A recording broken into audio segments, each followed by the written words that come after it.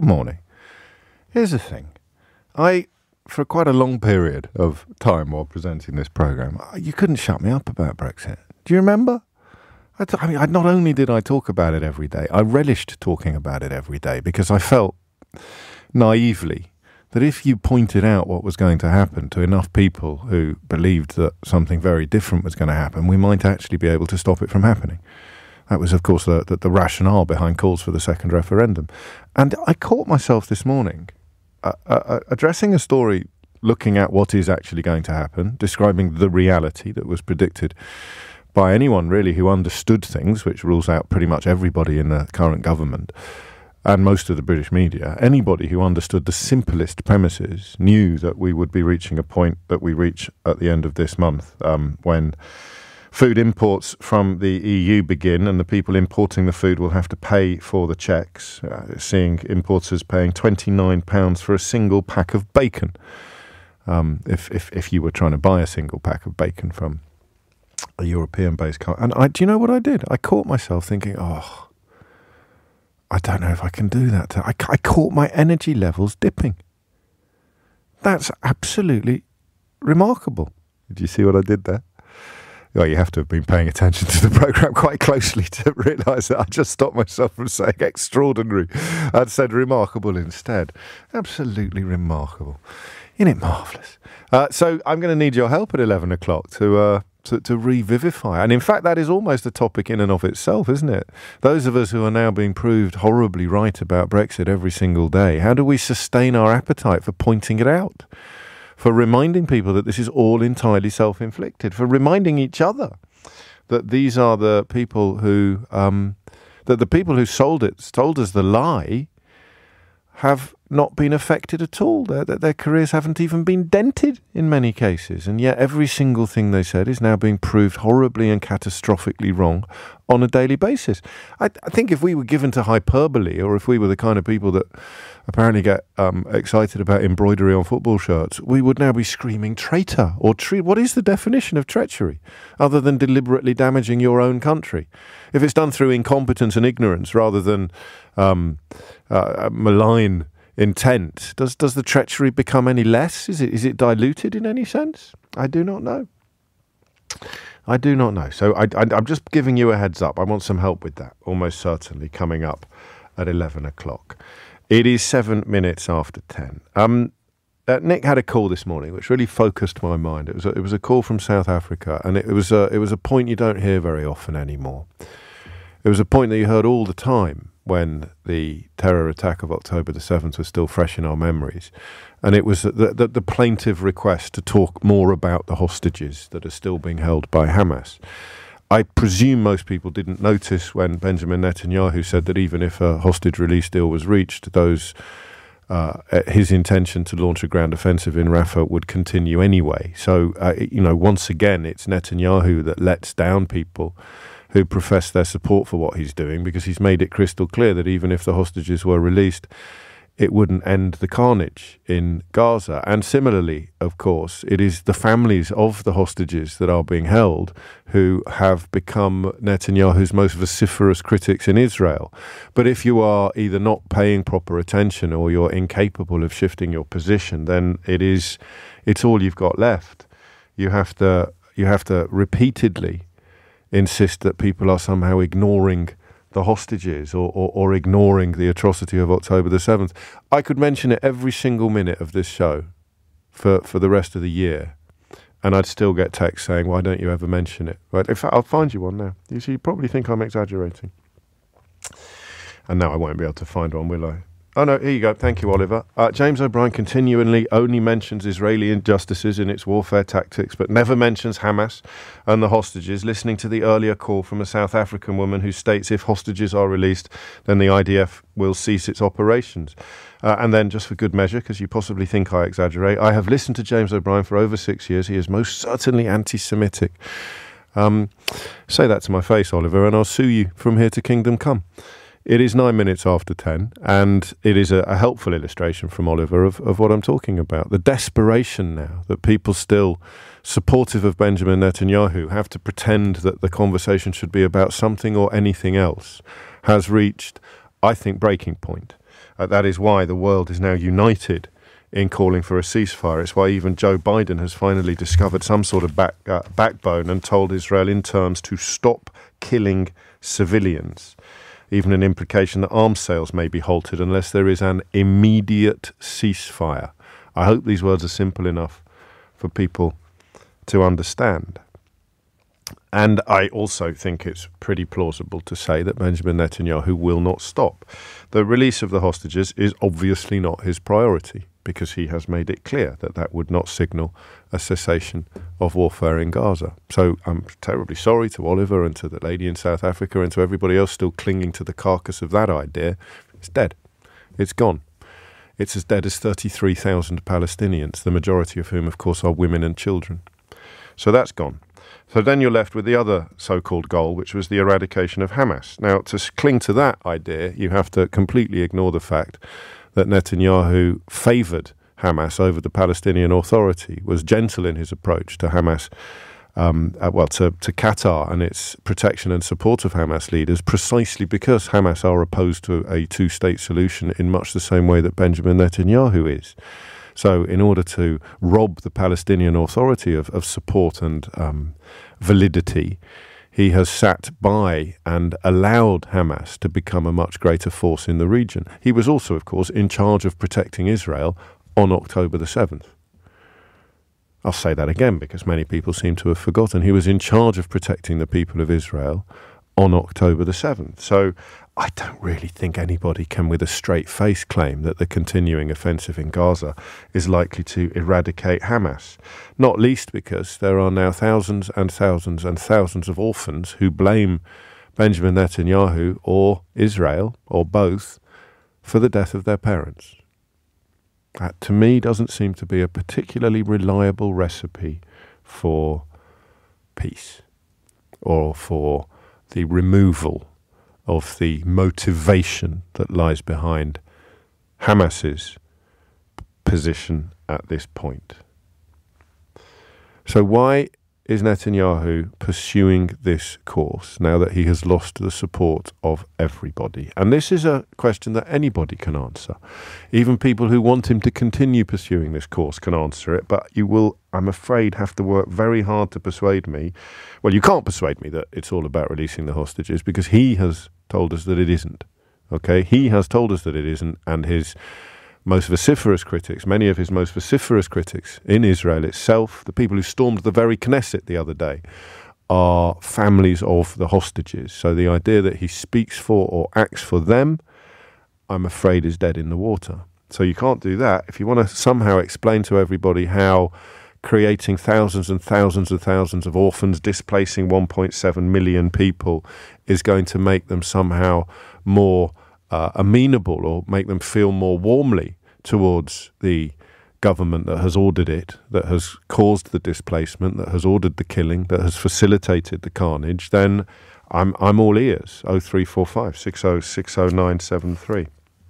So why is Benjamin Netanyahu committed to this course even as his most powerful and influential allies have urged him to abandon it? That's the question. And of course, it's very, very important to remember that many people don't blame Israel. Many people blame Jews. And that causes problems way beyond the boundaries of Israel or Gaza or the West Bank or even the Middle East. That causes problems everywhere. That prompts anti-Semitic attacks in European countries. The idea that everybody born into the Jewish faith is either comfortable with or supportive of the continuing carnage in Gaza is profoundly and horribly wrong. But one of the most tragic side effects, I think, of labeling anybody who criticizes the Israeli government anti-Semitic is that the conflation, the other side of that coin, is that everybody Jewish is on the hook for what Israel does. They're both utterly ridiculous. I wonder if you've noticed that before. That they are the mirror images of each other.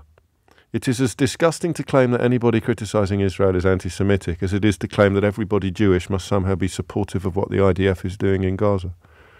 I think that the allegations of anti-Semitism levelled at Alan Duncan are kind of nibbling at the edges of that second prejudice, the idea that it is anti-Semitic to suggest that someone Jewish is more loyal to Israel than they are to the UK, even if this is where they live. But think about that. I don't know that penny's ever dropped quite as loudly for me before. So to call everybody criticising Israel anti-Semitic is the same as claiming that everybody Jewish must support what Israel is currently doing. They're both incredibly offensive conflations, but one, of course, is rightly treated with disgust, whereas the other is mainstreamed into the heart of the British media, never mind, well, I say public discourse as opposed to public opinion, because public opinion was where Joe Biden has gone months ago. Public opinion was opposed to Israel's actions in Gaza months ago. Public opinion has been pretty clear now for, at least all of 2024. The calls for a ceasefire were not confined to almost all of the United Nations. They ran like Blackpool through a stick of rock through the populations of the member countries, even indeed the countries that were abstaining or voting against it in the cases of America and the UK. Saw their leaders adopt positions that were at odds with the polling, with the opinion polling of the populations. So, why is Netanyahu still doing this? 0345 6060 973 is the number you need. Couple of quick texts. I shall read the first ones that have come in, and you then, of course, are welcome to contribute, to contradict, or to make entirely separate points as you see fit. But I shall read these, and then I shall open the phone lines, and then we'll take a brief break. So this is from Martin, who says, I have to listen to your show on catch-up due to work. However, I hope that you can convey my message even if you aren't covering Gaza today. Your handling of the situation has been full of humanity, balance, and your logical quotes, just counting, end quotes. I read that just as a simple counter to what Oliver said. I hope what I have to say will remove the scales from the eyes of those who don't realise how the killing of innocent people will be a recruitment drive for Hamas or their successors. I grew up in nationalist West Belfast in the 60s, 70s and 80s during dark and violent times when ordinary people faced threats from the IRA, from loyalist paramilitaries and, yes, from the British Army. Events on Bloody Sunday in 1972, however, caused the biggest recruitment drive the Provos had ever seen. That's the Provisional IRA. Our troubled history continued for a further 26 years. Hatred and distrust between Catholic and Protestant nearly took us into the abyss on many occasions. Gaza and Israel are obviously there now. However, we stepped back. I despair at the events of the last 6 months and the deaths of 33,000 plus, or 34,000 plus, sorry, he's written. However, because that includes the 1,200 killed by Hamas on October the 7th, quite rightly. However, I hold a glimmer of hope. Through a process, we established a peace, albeit imperfect, and now we don't kill each other. If we could do it, surely the greatest of enemies can. And that's from Martin, who speaks from Belfast. And this from Chris, who is in Cumbria. He writes, my response to your question at 9:45, which is why is Netanyahu continuing on this course, he is now confident that nobody is actually going to stop his forces doing whatever he wants. We might bleat, and even the US might complain, but nobody will actually do anything. He may have accepted that his time in charge is limited and that he might even face prosecution in Israel for his behaviour last October. So his motivation, I think, is similar to other leaders coming close to the end of their time in office. He is building his legacy. He might not finish the cleansing of Gaza, but he will be seen as the leader who did most to create the greater Israel. And we will do nothing. I hope Chris is wrong, and I hope Martin is right. But I recognise and respect the freedom that both men have to hold and express both of those opinions. And you have that freedom too. You can ring today and tell me any answer you like within the realms of legality and libel law, any answer you like as to why you think Benjamin Netanyahu insists on pursuing the course of carnage in Gaza, even as his most reliable, doughty and historic allies plead with him to stop. That is the question. They are pleading with him to stop killing civilians. He is currently refusing. Why? Because under almost any objective analysis, the support of America in particular, and the West in general, but America in particular, has been perceived as intrinsic to anything and everything that Israel does that could be construed as controversial. And now America is saying, please stop, and Benjamin Netanyahu is currently saying no. why? 0345 6060 973.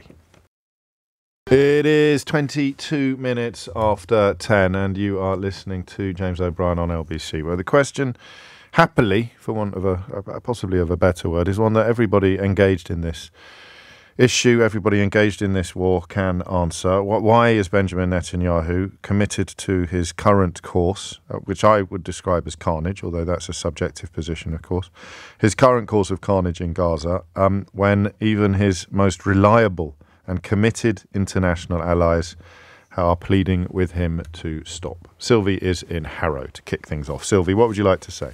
Yes, I agree with everything you have said, James. I'm a proud British Jew, and what Netanyahu has done, he's set Israel back 60 years, and where people did always support Israel, generally speaking, because it is the only democracy in the Middle East, he is only interested in one thing, himself, his survival, which he knows is coming to an end anyhow. He's never believed in a two-state solution, which I have always strongly believed in. The only way Israel will ever have peace is living side by side with the Palestinians.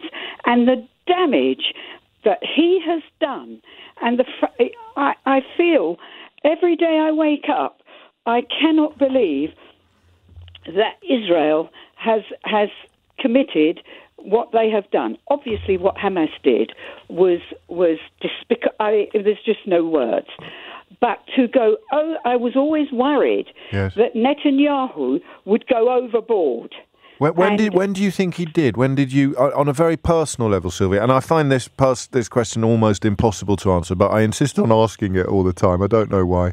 When did for you personally? When did your scales tip from, if you like, from justifiable response to unjust? I was from the very beginning, to tell you the truth. Right. I thought, oh my God, now we are going to see something that we've never seen before. Right. And the reputation of Israel now around the world, and it plays into the hands. This is what Iran and Hamas, Hezbollah, all the terrorist groups, it's playing into their hands. And as you so rightly said, the poor children, I mean, they are the next terrorists, because what they have experienced, losing family, it's under the most terrible circumstances, starvation. And the moment Israel said they were going to cut off the water, that was an alarm signal as well. Gosh. And Israel, of all, we've all suffered the Holocaust and everything else, and it's just, I am so. I just can hear it in your voice. Express into words how I feel. No, I can hear it in your voice. And you mentioned the encroaching famine, which there is still some denialism about, but which the international aid agencies are pretty clear is necessary. And do you know what I think?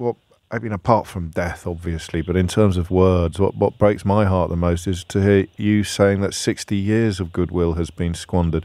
Is it as simple as Netanyahu's narcissism or ambition? Do you really see it in such binary terms, Sylvie? Yes, because he never believed in a one-state, a two-state solution. No, we know that. He didn't believe in it, and he took his eye off the ball. He is to blame.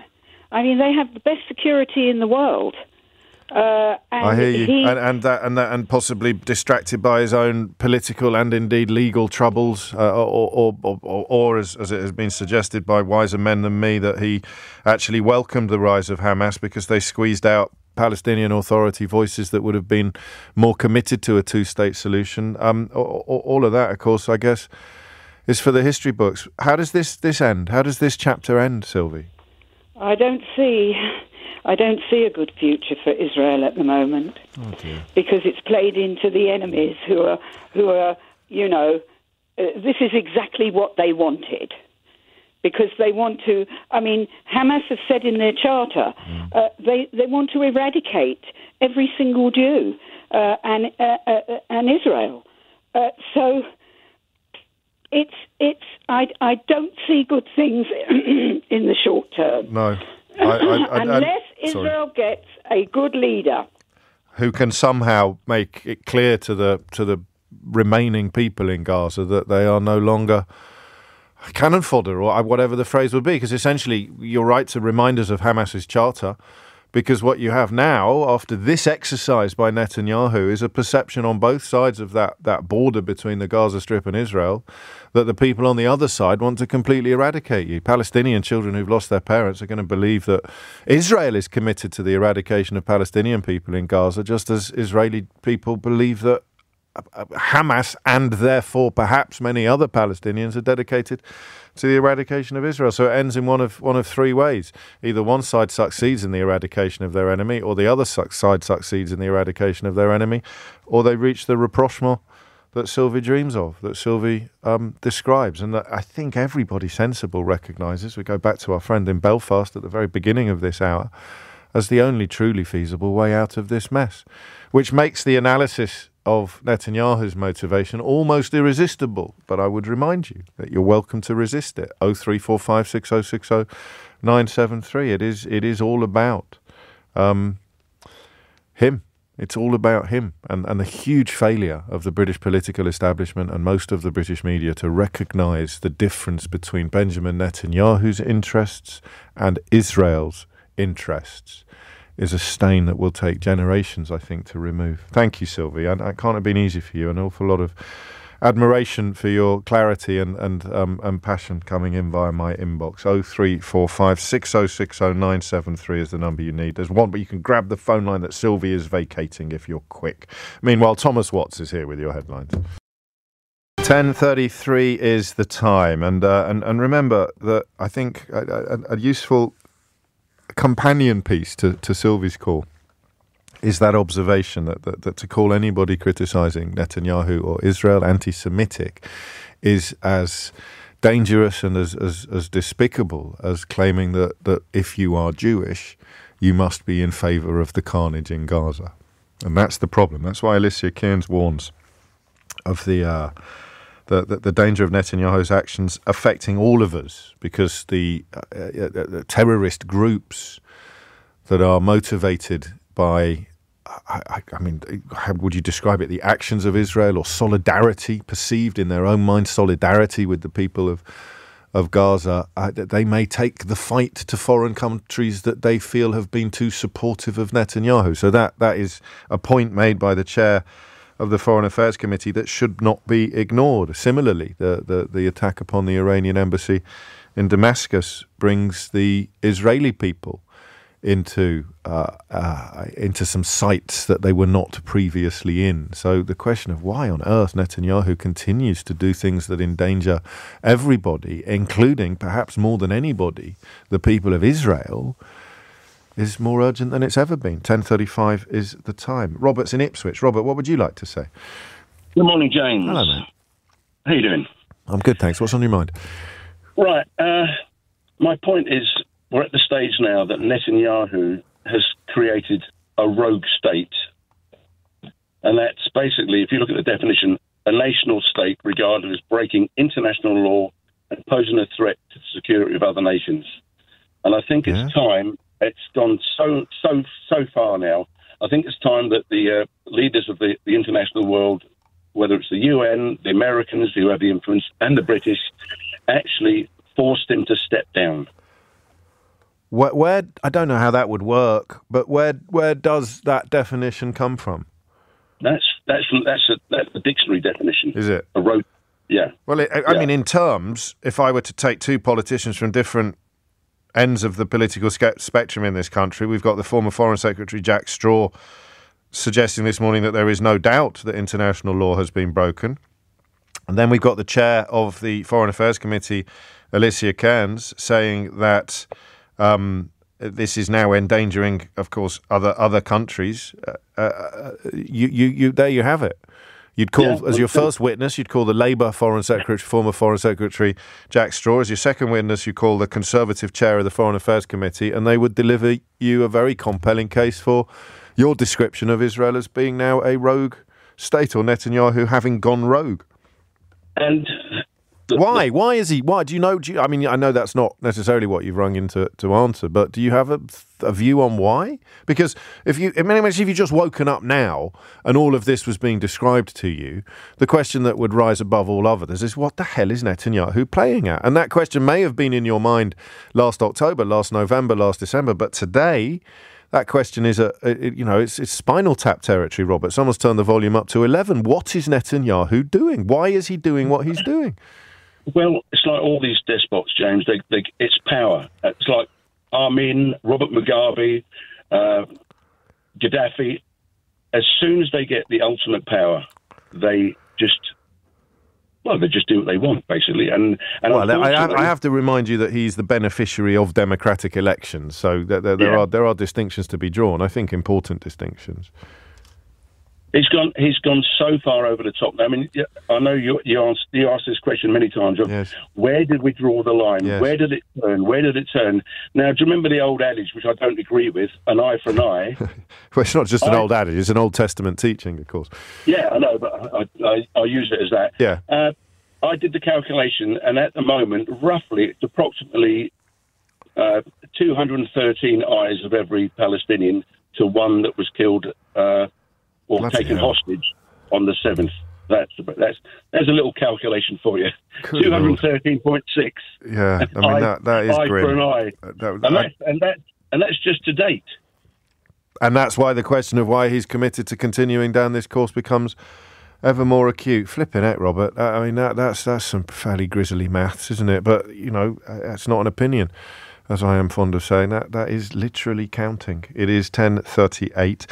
Is that an interesting little aside for you? The Israeli government spokesman, whose curious background and a complete lack of qualifications for any sort of formal official government job, has been very fascinatingly explored by the Times of Israel. That chap who was all over your TVs and radios not long ago, Elon Levy, got fired after essentially saying things that appeared to be untrue about the access of aid into Gaza to the British Foreign Secretary, to David Cameron. It's a now deleted tweet in which he insisted that there was absolutely no hindering or blocking of aid into Gaza, which seemed to be at odds with the available evidence. Suella Braverman has now gone down exactly the same path. Suella Braverman has claimed in the last couple of days, and she's in Israel, she's claimed that she knows Israel isn't in breach of international law because she has seen photographs of aid being delivered.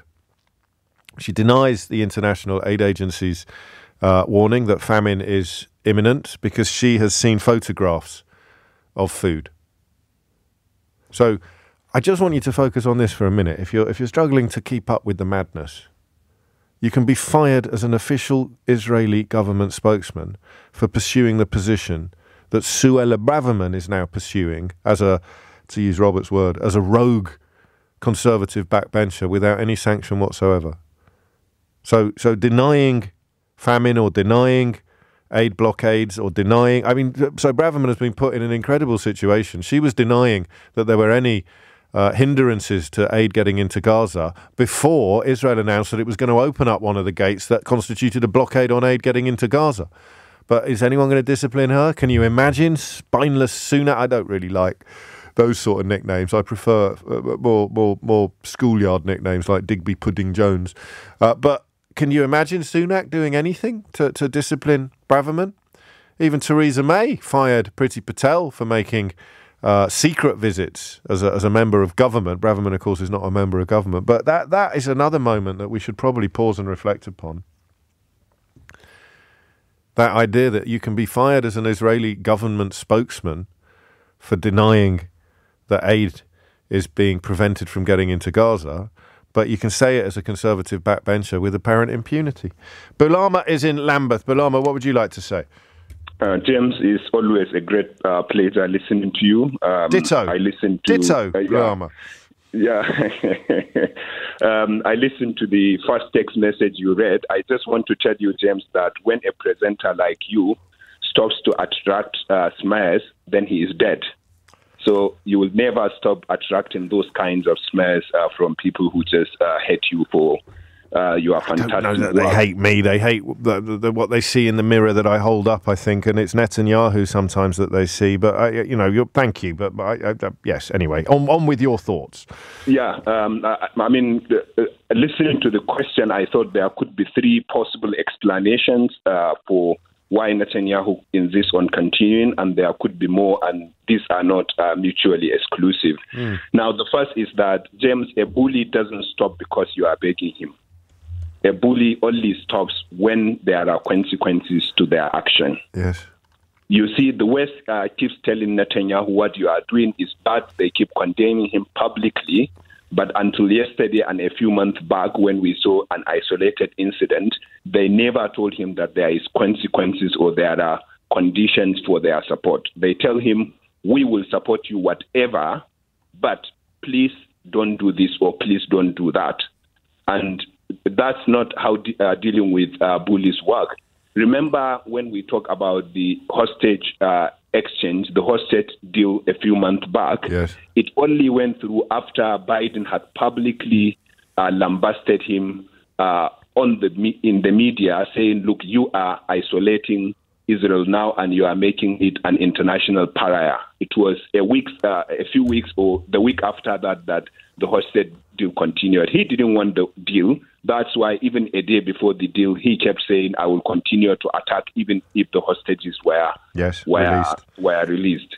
And of course, then yesterday we saw Biden telling him, now we are going to make our support conditional upon you doing this and this and this. And now he has admitted and he's saying we are going to start opening humanitarian routes. And yet preventing humanitarian routes is one of the things that the International Court in The Hague is looking at. That's one of the things that constitutes a war crime. So oddly, you're the lawyer, not me, Balama, for people who don't know. Oddly, that looks like evidence, doesn't it? If you wanted to prove that there were efforts in place to prevent aid making its way into Gaza, then announcing that you're going to open a passage for aid to get into Gaza is almost an admission that yesterday you were preventing it from happening, surely. Exactly. I mean, I was going to use the word admission. This is admission by his conduct that I am going to open more humanitarian route, but you also have other pieces of real evidence, like the people who are serving, according to many humanitarian organizations and the United Nations in Gaza Strip, the aid convoys that had to return, but yes. also the attacks on them, the killing of the 7 members that you discussed yesterday on the show. Even though, like you said, now Braverman is more rogue than Netanyahu himself. She is denying what Netanyahu is admitting, and that's the fact. I'm glad you see it that way as well, because sometimes I'm a little bit wary about going where my understanding leads me. But because of the timing of this, she's denied a problem, and then a few hours later, he's announced a solution to the problem that she claimed didn't exist. Exactly, you couldn't make it up. Yes. And James, now of course the U.S. government is making some effort. In the UK, we have seen many calls of Rishi Sunak for Rishi Sunak to stop the sale of weapons because international law is being violated. I noted yesterday that the newspapers that were reporting that were also reporting that he was threatening to exit the European Court on Human Rights, and I think it wouldn't look good on him to now punish Israel for violating human rights, international human rights, and then a few weeks later or a few months later... You're doing that thing you always do, Balama, you see. This is your academic background coming to the fore. You're applying the laws of logic to the actions of British politicians, which... unfortunately, is not a waste of time, but it's a fool's errand. Sunak knows that the Good Friday Agreement, never mind the trade agreement that we have with the European Union, for what that's worth, is absolutely contingent upon membership of the European Court on Human Rights. He knows all that. He's just trying to win over the votes of reform party fans who are too stupid to understand things. But I hadn't thought of that dimension, the idea that he is casting himself in the role of giving lectures on international law and human rights to a country while telling his own supporters that he wants to pull out of those sort of institutions because they're foreign. Balama, I'm a little late for the break. How's the PhD coming along?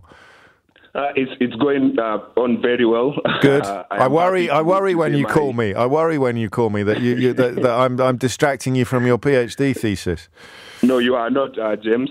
My external supervisor, my external examiner was appointed last week, and now I am ready for the final defense, hopefully in the next few months. Gosh, I had two other possible explanations, but we could talk them next time. Hopefully, we will. I fear that... We don't need to talk about this again, but if we need to, then... I fear that we will be talking about it, and I always look forward to your contributions. Thank you, Balama.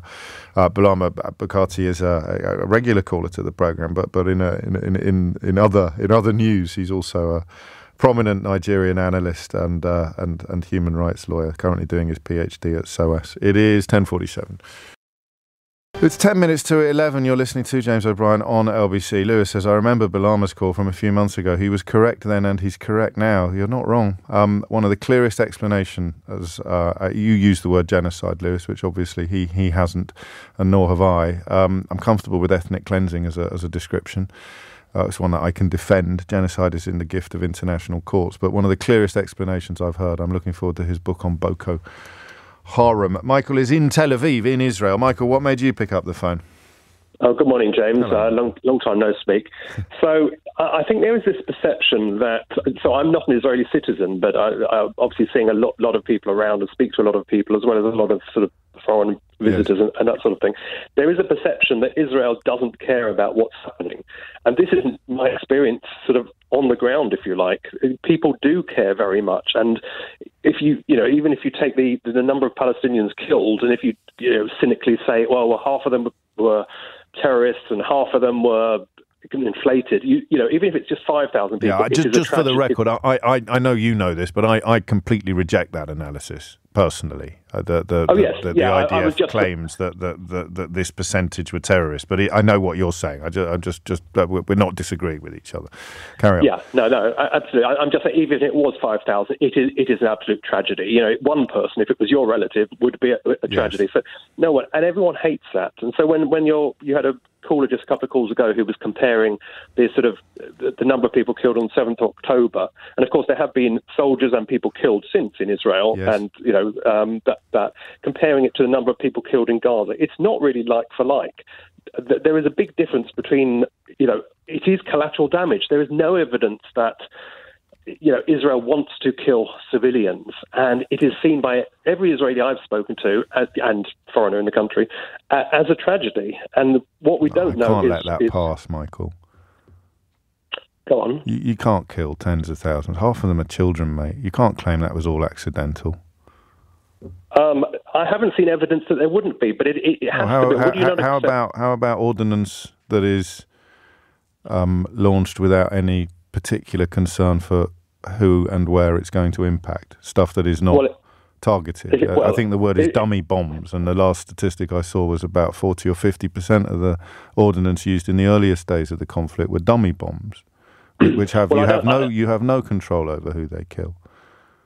Well, I think that's true, but I think it's part of a strategy. I think if there was a clinical way to remove Hamas, which everyone in Israel wants to do and agrees is their choice. There isn't a clinical way, and there isn't an unclinical way either. But that's why it's collateral damage. I just hate that phrase. Collateral damage is like friendly fire, isn't it? What about the aid workers? Three separate drones targeting very deliberate vehicles, one of which contained people who'd got out of the last one and survived and clambered into the new one, and then they blew that one up as well. Is that collateral damage? It's not. So what's the difference? Clearly went very wrong.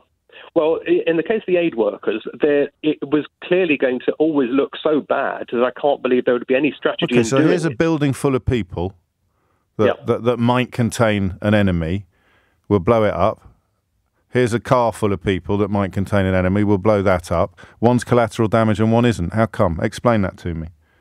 Well, one is accidental, and the other one, I don't know what the explanation is. But presumably, there was a assumed target in the building, and ugly though it may be. I've read reports that there was an assumed target in one of the aid cars. Haaretz has reported they believe there was. I don't think it's necessarily true, but you can claim we thought there was a Hamas fighter in the car. It's a rationale that's given up for blowing up ambulances, isn't it? That Hamas used. No, this is important. Because you can't use the word collateral damage like that.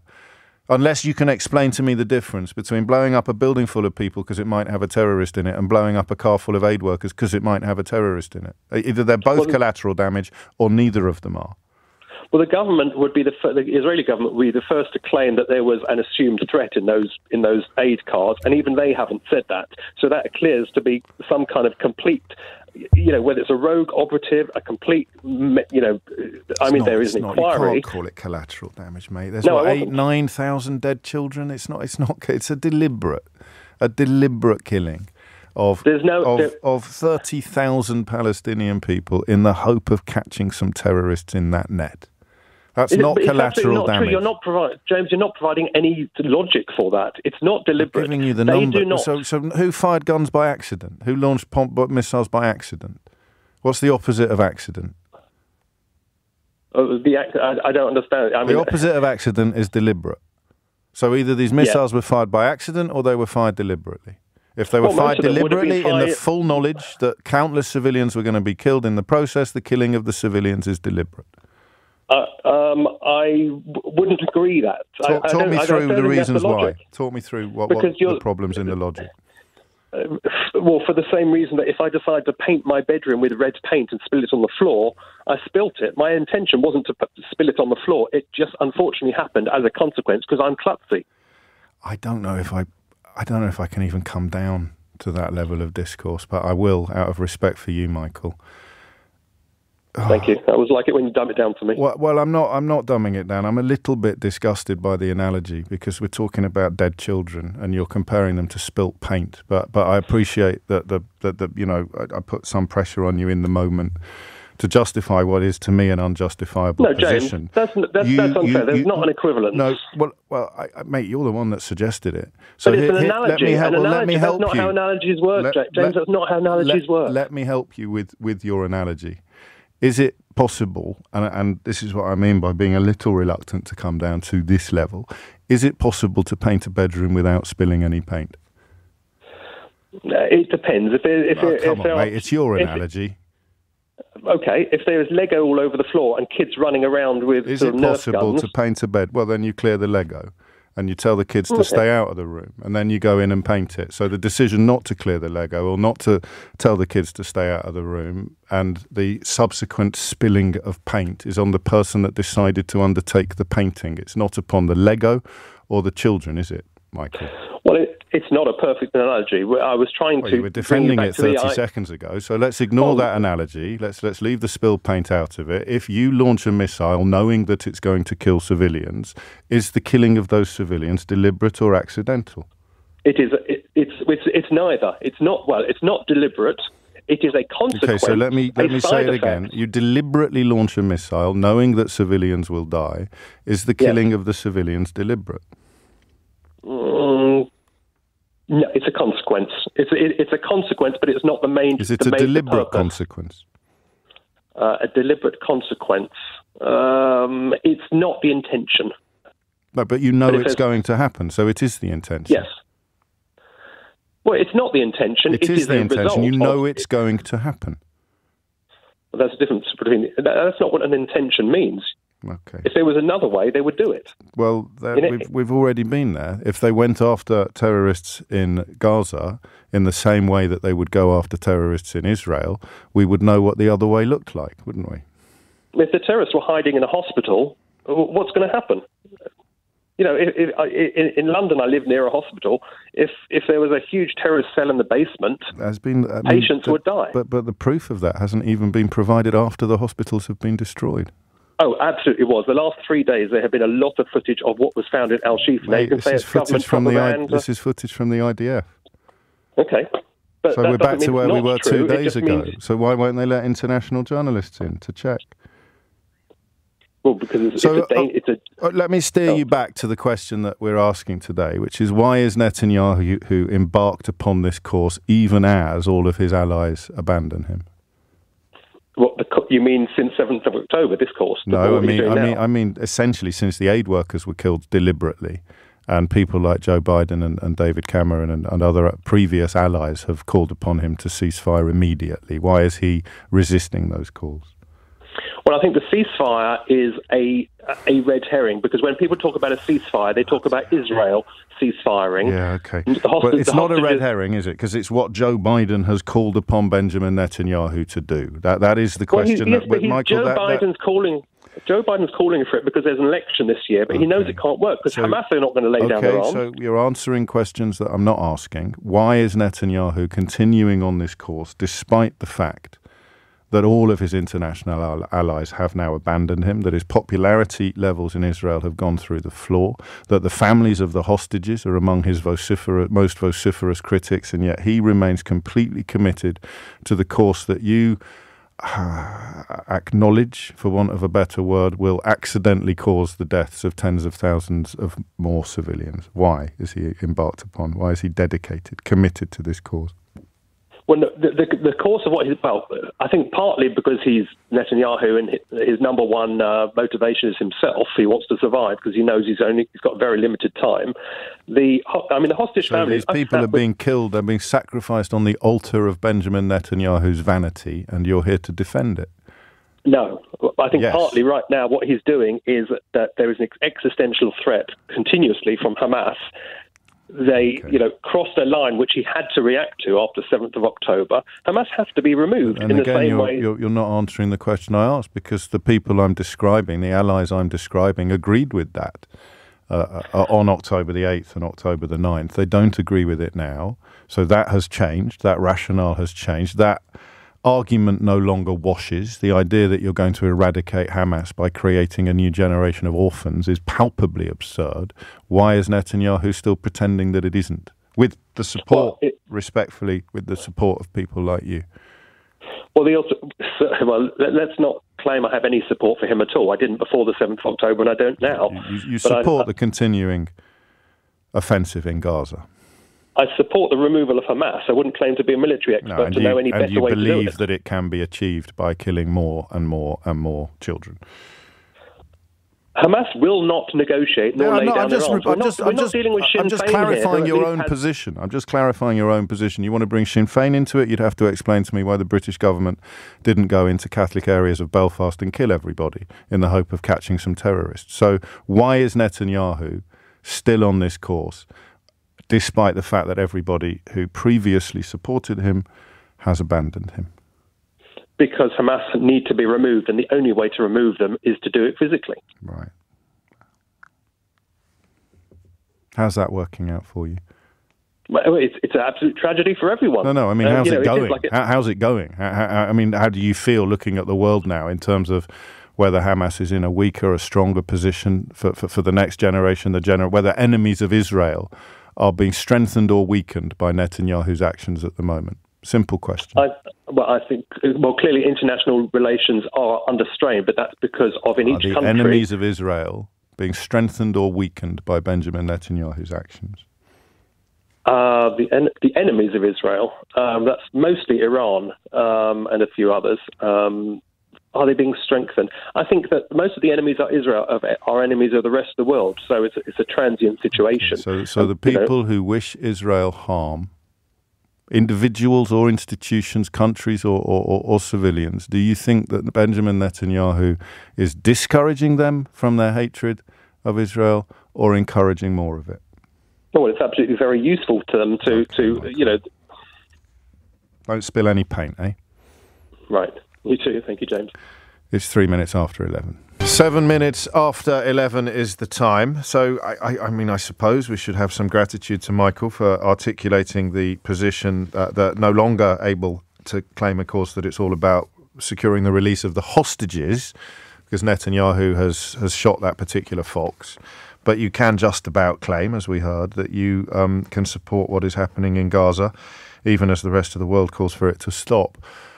by subscribing to the belief that it would somehow eradicate Hamas, and that there is no number of dead civilians that would render the professed pursuit of living terrorists unjustifiable.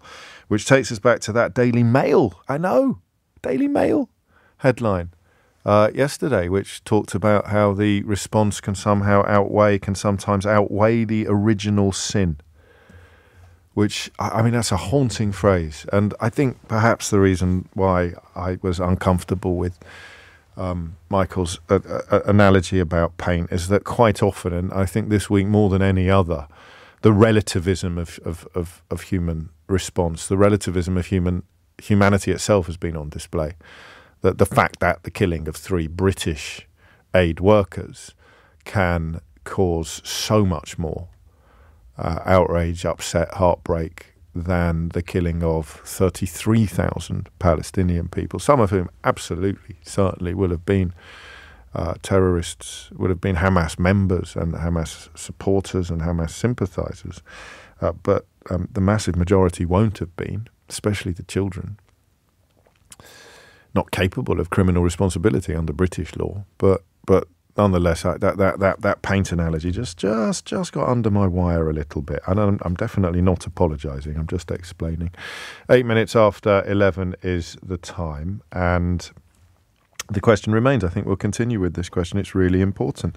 You have Biden now describing or calling for Israel to stop killing civilians. You have Rishi Sunak being urged to publish legal advice on arms sales to Israel. You must protect civilians or risk losing our support, Biden adds in his call to Netanyahu. You've got a former Lord Chancellor, Charles Faulkner, who served under Tony Blair, warning ministers that they must prove they are not complicit in serious allegations as the aid crisis deepens in Gaza. Those allegations are that the aid is being prevented from reaching Gaza. Denying that allegation, refuting that, attempting to refute that allegation, saw one Israeli government spokesman, although we learned from the Times of Israel that you can achieve that job description in incredibly unrigorous circumstances. It was enough to get them fired.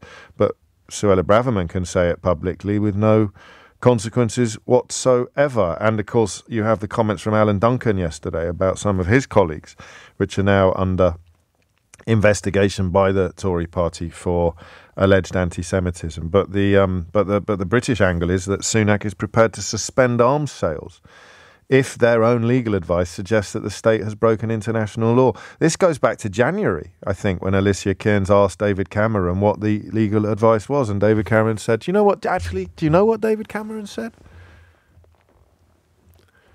I mean, the Foreign Secretary asked what the legal advice was on whether or not Israel, our ally, was breaking international law. Do you know what David Cameron said? God, I see a lot of paper, I think he said. A lot of paper. Much paper passes the old deskaroo. Can't remember all of it. No idea what the current legal advice is on the bloodiest conflict unfolding pretty much on the planet at the moment, where we're firmly aligned with one side. Can't remember whether or not our own lawyers are telling us. No, can't remember. It's extraordinary, isn't it? 11:11 is the time. Some of you running with Michael's analogy. Zach says, what do you do if you end up with more paint spilt than actually ends up on the walls? It's collateral damage, mate. Weren't you listening? Adam's in Sydenham. Adam, what would you like to say? Hello, James. Hello. First time calling. Very welcome. Get my thoughts. What I'm calling to say is two things can basically exist at the same time. Yes. So on the one hand, Netanyahu is, I would call him like a little fascist, and his government actually does have Jewish supremacists in it. Yes, it does. It's got former terrorists in it, or sympathisers with terrorist movements, prescribed movements. I'm sure if some of them, not all of the government, some of them got their way, they would like Greater Israel to happen, and they would love to make as many settlements as possible. I think that's totally true. And I think, of course, because of the judicial reforms last year, that Netanyahu has a big, October 7th, it lands squarely on him. Yes. So I think all that is true.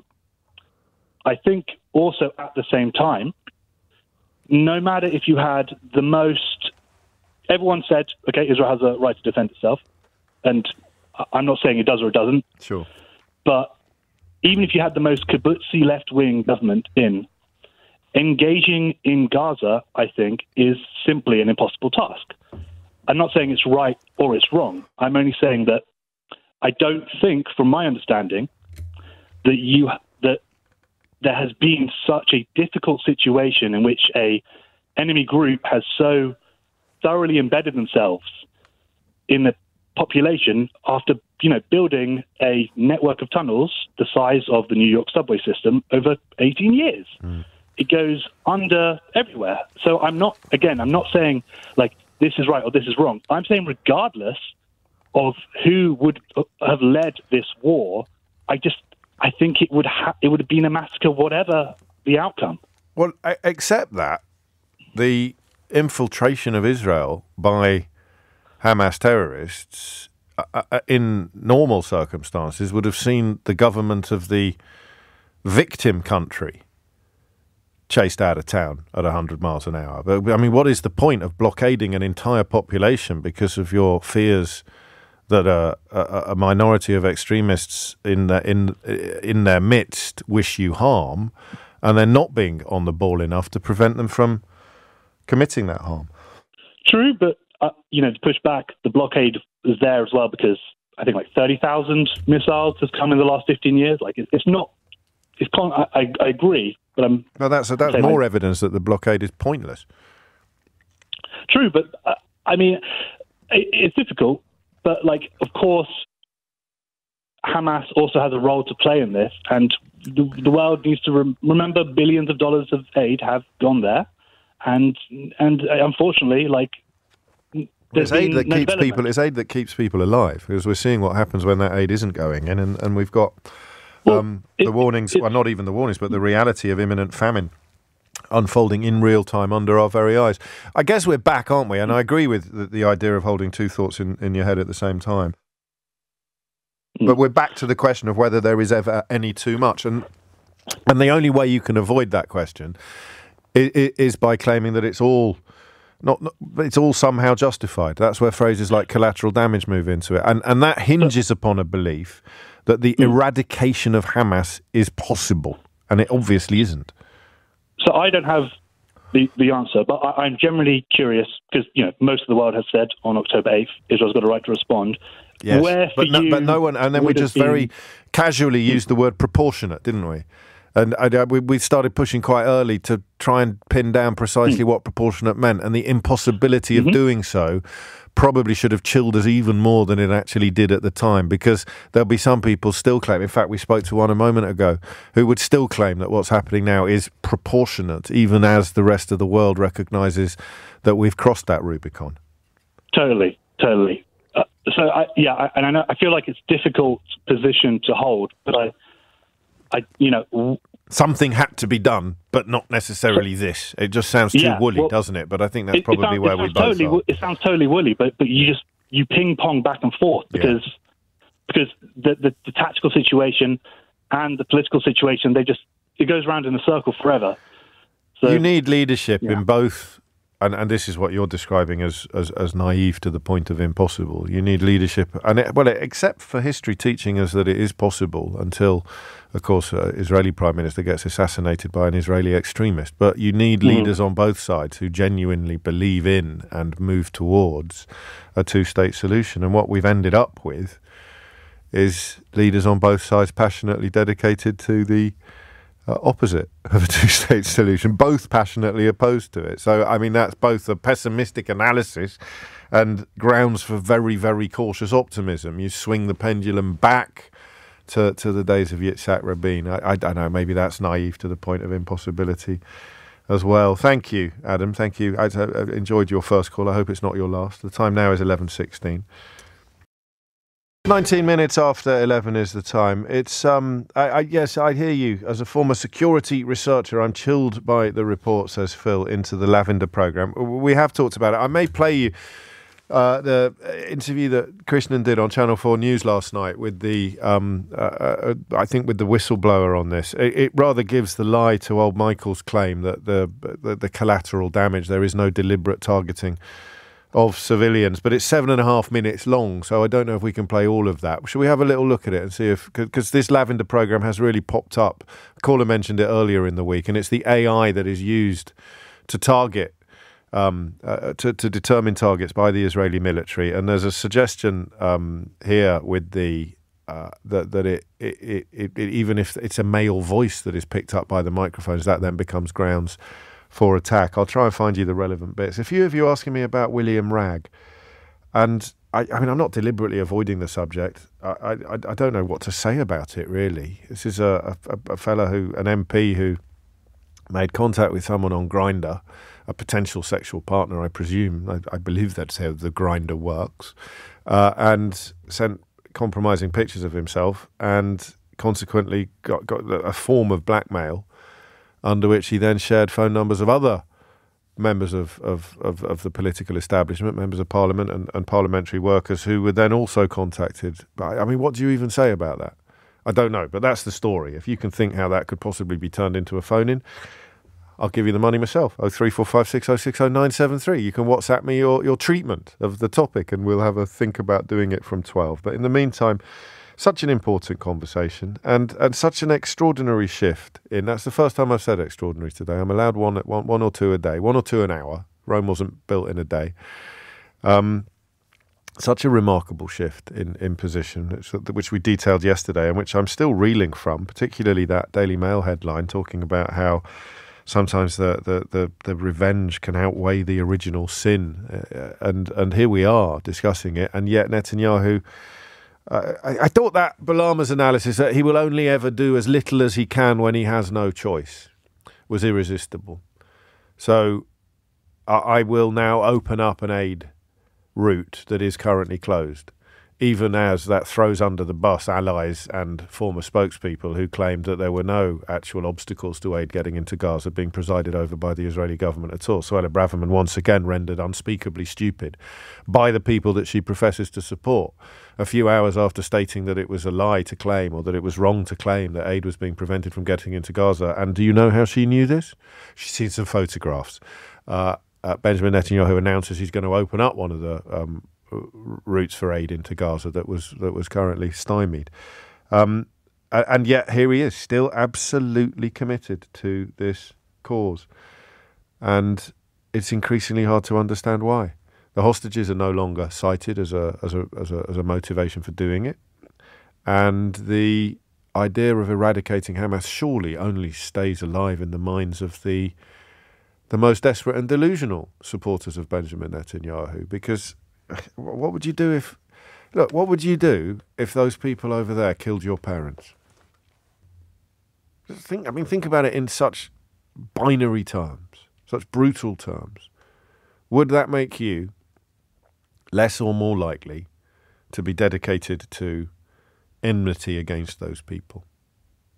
It seems to me that we've reached a point where people are implicitly or silently arguing that by killing your parents, I make you less likely to hate me. I feel free, please, to challenge me on this. That's what I hear now. I don't get that many calls anymore, but when we do, and you push people by just asking them politely and calmly the right questions, push them to the point where they're essentially arguing that by killing my parents, you're going to make me less likely to hate you. We're going to eradicate Hamas by killing all these civilians, catching up current terrorists in the net, and somehow magically ensuring that the orphaned children will not feel more sympathy with the retaliation than they will with the oppression. That's just how I'm seeing it now. I could be wrong. 24 after 11 is the time. Osama is in Leeds. Osama, what would you like to say? James, good morning. Right, first-time caller. Welcome. I'm actually looking forward to reading your book, which I just ordered, and I'm going to pick up, having arrived.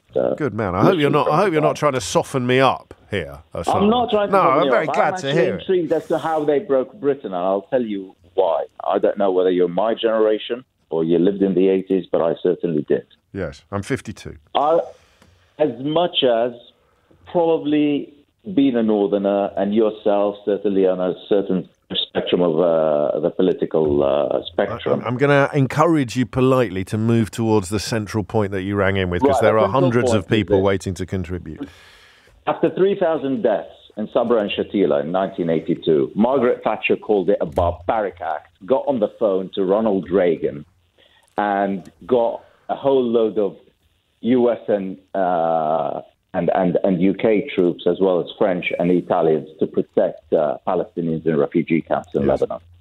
After 30,000 deaths, probably even more under the rubble, no one will ever know, it took the deaths of 5 white-skinned people to move the West. And that is what has happened to our reputation. The Israelis and Netanyahu have literally taken our reputation as Britain, as the United States, as the EU, used it as toilet paper and flushed it down the loo in the entirety of the Arab, Muslim, and African world. The collateral damage here are not the human beings that are dying. Yes. That is an obscene term to use for a human being. It's an object. It makes them into an object. Yeah, but it wasn't invented by the people that have used it here today. Let's be clear about that. It's in common military parlance. I find it pretty grim as well. But let's just to be clear. It came about. I'll tell you when it came about in 1990 during the Iraq conflict, because we only ever see in the mainstream media in this country and the collective West dark-skinned people as objects. They are damaged, just like buildings. We don't see them as human beings. But that term came in after Thatcher had left. And that is where Britain had broken. There was a certain respect for the rule of law, which has gone completely out of the window. And what is worrying in all of this is our reputation. No one wants to listen to us. We can moralize as people in Africa. We can moralize as people in the Middle East and say human rights. The first thing they will say, you are not in a position to moralize at us, because look at what you're doing.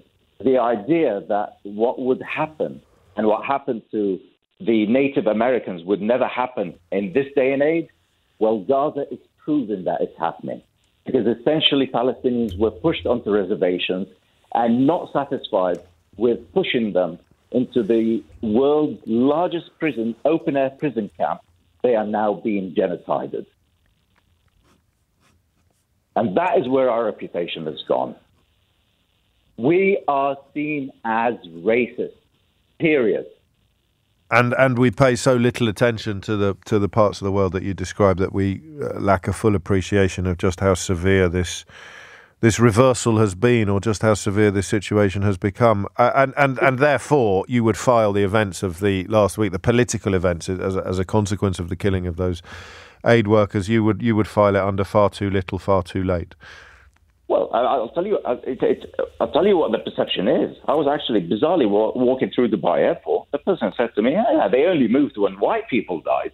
When dark-skinned people were dying in their dozens, no one cares." You see, I disagree with that. I know that may be me speaking from a position. No, I can't disagree with that being the perception. But I think that if the British aid workers, the ex-British military servicemen who were targeted and killed this week by the Israeli Defence Force were black British former servicemen, I think the words British former servicemen would carry more resonance than the word black or white in that context. I could be wrong. Well, we have a certain, shall we say, we have a certain identity, right? It is our exceptional identity. Or as yes, that's why I think. I mean, relativism or exceptionalism, whatever you want to call it, I think it's British in this case rather than white. But you can't change the perception that is created in the rest of the world by the difference in response. And there's no counterfactual here. We can't prove it one way or the other. I'll give you the difference. You know what the difference is now in Britain, what it was in the 80s? Look at the difference between David Mellor in the West Bank back in 1987. Yes. When he saw Palestinian kids having their arms broken for throwing stones. Look at the outrage that James Whale actually exhibited in a late-in call-in show on Radio Air in 1987 about how can you justify breaking the arms of people. And now look at where they are now. look at comparing. I don't know where they are. I don't know where they are now. But you're speaking rhetorically. I mean, you're comparing David Mellor to Suella Braverman. I don't know where James Whale, formerly of this parish, is now. But oddly enough, I was listening to Radio Air in 1987 under the duvets in my Yorkshire boarding school. But just to be clear, because we've run out of time, what you're pointing out is the diminishment of the United Kingdom as any form of moral arbiter. Absolutely. And that is something that will take, I did suggest this an hour ago, that is something that will take generations to repair, if indeed it is reparable in any way. Because I think that much of what Osama says is indisputable, is that, you've got Suella Braverman in Israel denying reality because she's been shown some photographs by the people doing the things that are being criticised by the rest of the world. And she was Home Secretary 10 minutes ago, twice. Thomas Watts is here now with the headlines. It is 33 minutes after 11. Shortly after 11:45 this morning, we'll be joined by Sophia Orr, who is an 18-year-old Israeli who's just been released from prison because she is one of only 3 people to have publicly refused to serve in the Israeli Defence Force since October the 7th. It's a remarkable story that perhaps hasn't received the coverage that it might have done over here. That may not be true, actually. I should probably stop saying that quite so often. But because I'd have to be watching the news and reading everything 24/7, wouldn't I, in order to make those sort of claims? But it is a fascinating story. She's a fascinating woman, and you can meet her in just over 10 minutes' time. Before that, a couple more calls on this question of Netanyahu's determination to pursue a course that I think it's fair to say almost everybody, up to and including historic and committed allies, now wish he would abandon. So why won't he?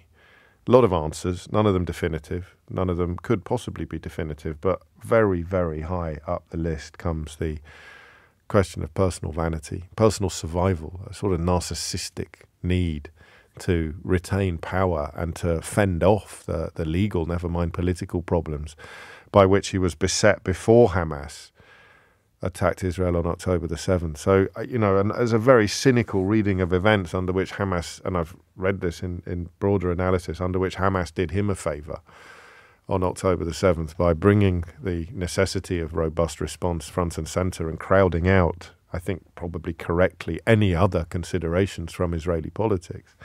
But the argument put forward by a very first caller today, Sylvie in Harrow, who described herself as a proud British Jew, that in many ways Netanyahu has subsequently done Hamas the mother of all favours by creating the environment that we are surveying today.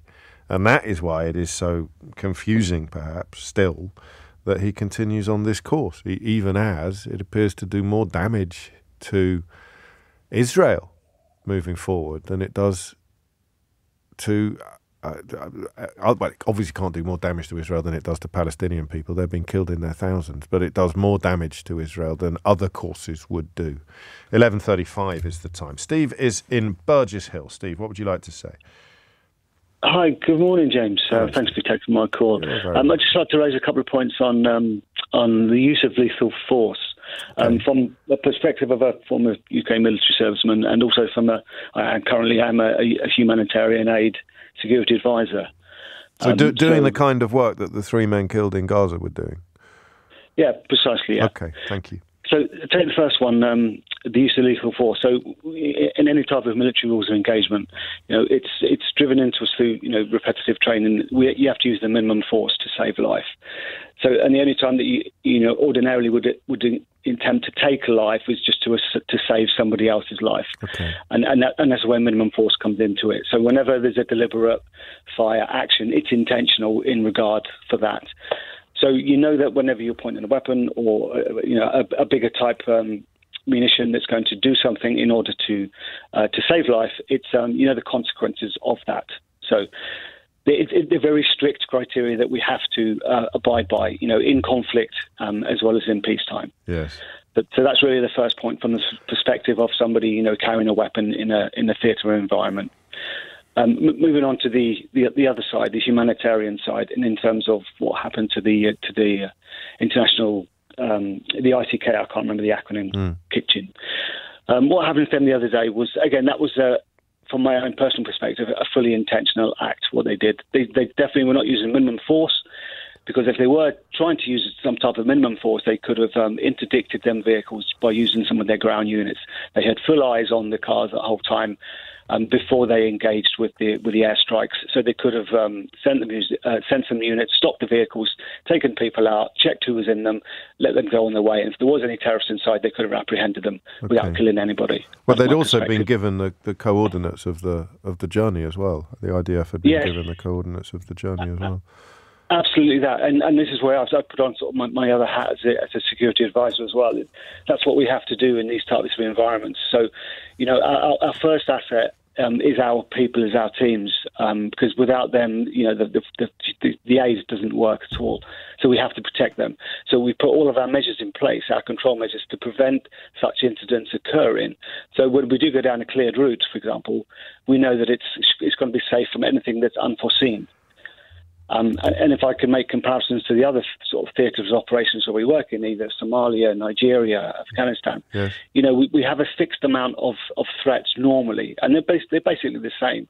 So there could be Al-Shabaab, there could be Boko Haram, it could be the Taliban, for example. Right. But we know what to expect with these.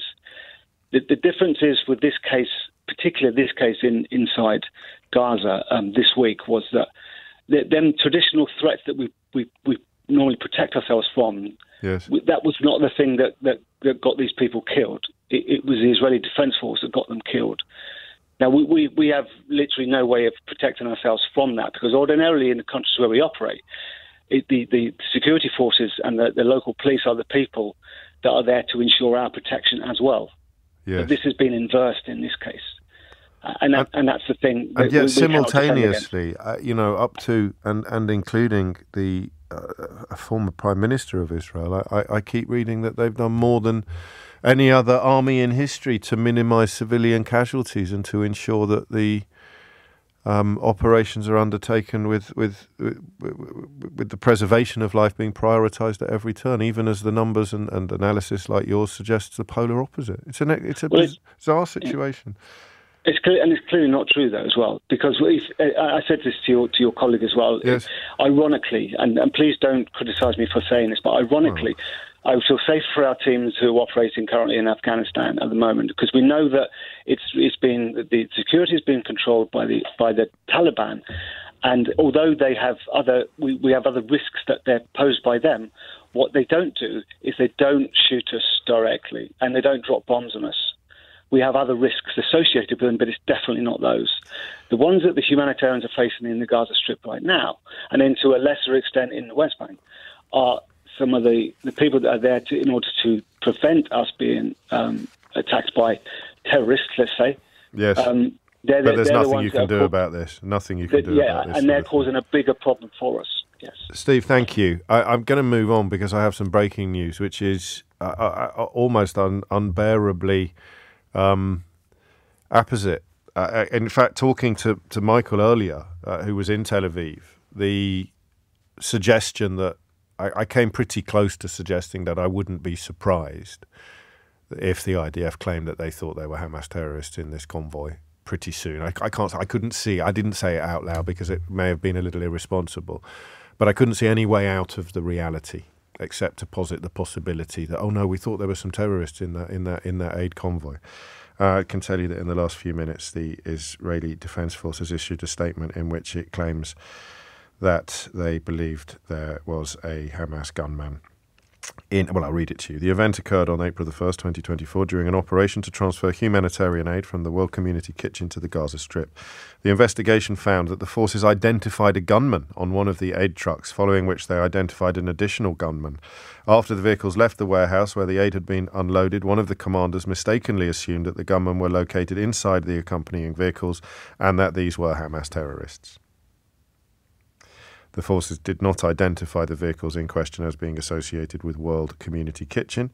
Following a misidentification by the forces, remember they'd been given the coordinates of the journey, the forces targeted the 3 WCK vehicles based on the misclassification of the event and misidentification of the vehicles as having Hamas operatives inside them, with the resulting strike leading to the deaths of 7 innocent humanitarian aid workers. the strikes on the 3 vehicles were carried out in serious violation of the commands and IDF standard operating procedures. Accordingly, this is not from the actual statement.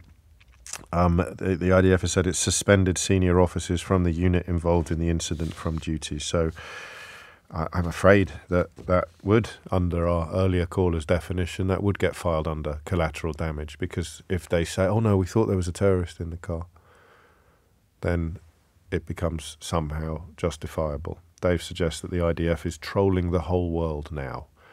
But the speed with which that has happened, so shortly after I alluded to the possibility of it happening, the claim that, oh no, we thought there was an IDF person in the car. The speed is quite unnerving, actually, isn't it?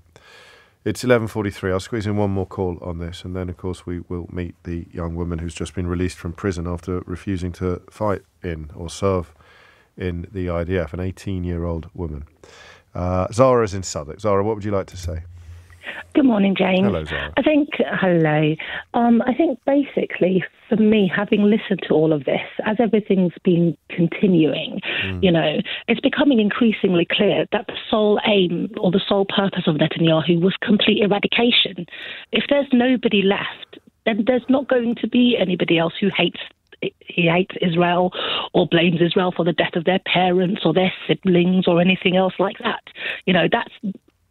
That could only logically be, their end goal. And the reason why the world has sat back and watched is because over the last 30 years or so, there's been a systematic dehumanization of Palestinian people in particular, and Muslims more generally, That has helped, although, there was also inhuman activity on October the 7th in Israel, which is a huge part of the international response. In fact, the inadequacy, perhaps, of the international response. But we can't gloss over that, Zara. No, but then I think the thing when it comes to things like this is that you can't gloss over that.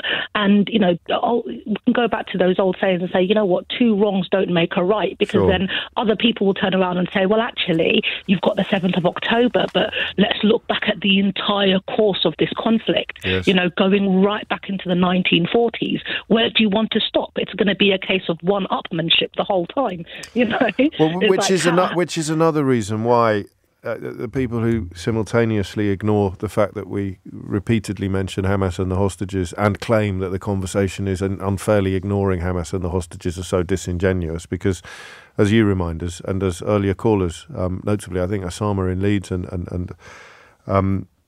others, this problem didn't begin on October the 7th. So, the idea that you could have a conversation pretending that it did is a little naive, isn't it?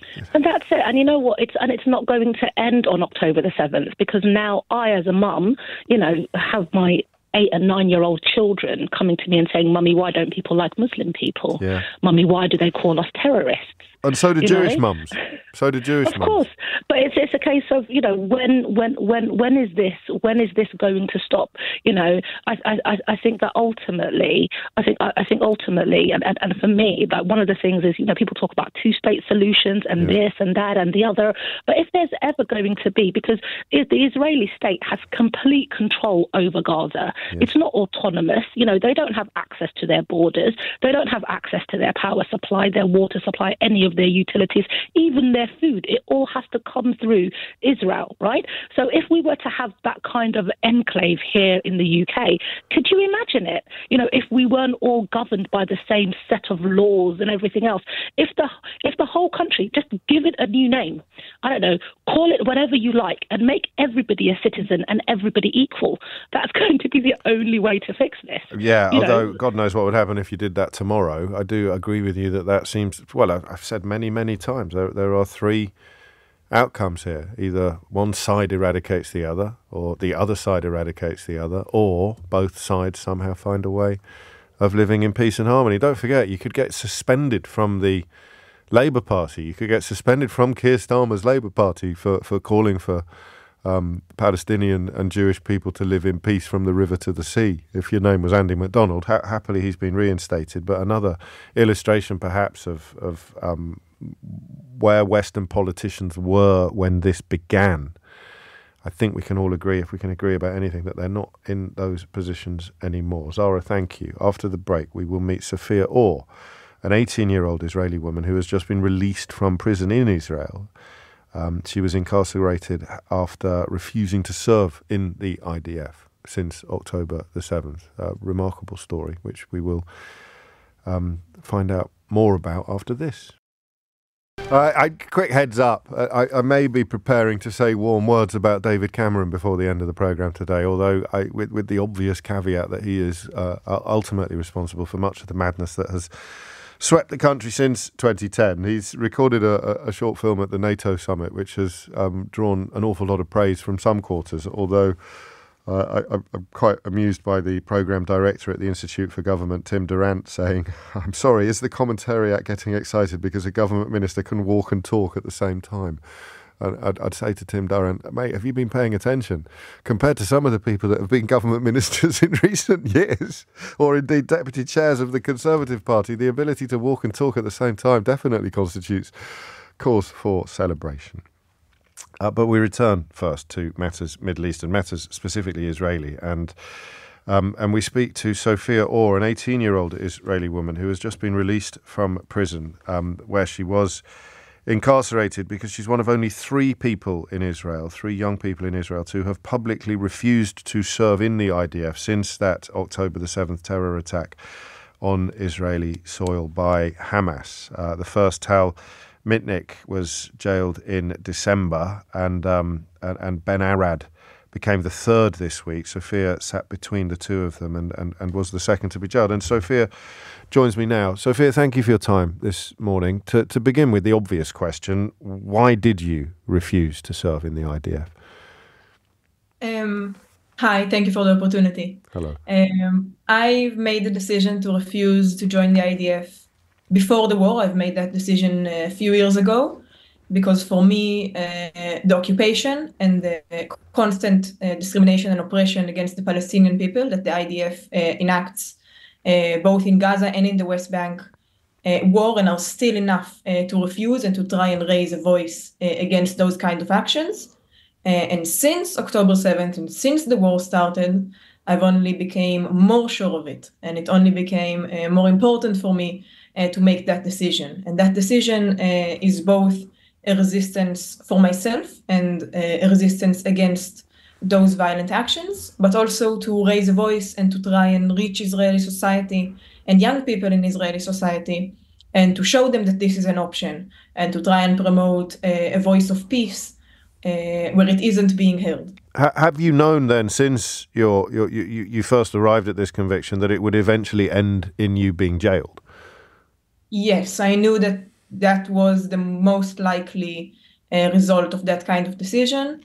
And I've made my peace with it a long time ago. And now that it is here, I'm dealing with it one day at a time. What was your imprisonment like?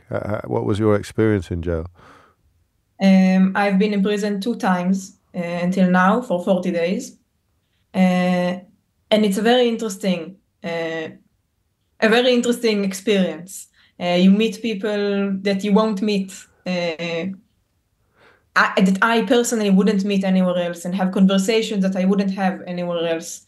And it also is making it even more apparent how this war is hurting the Israeli society and Israeli people, the way that deserters are being punished way more harshly now, because prison is mostly filled with deserters. Really? That deserted for economic or medical or family reasons and were unable to go to the army or continue serving in the army and are now being sentenced for way longer than they were before the war.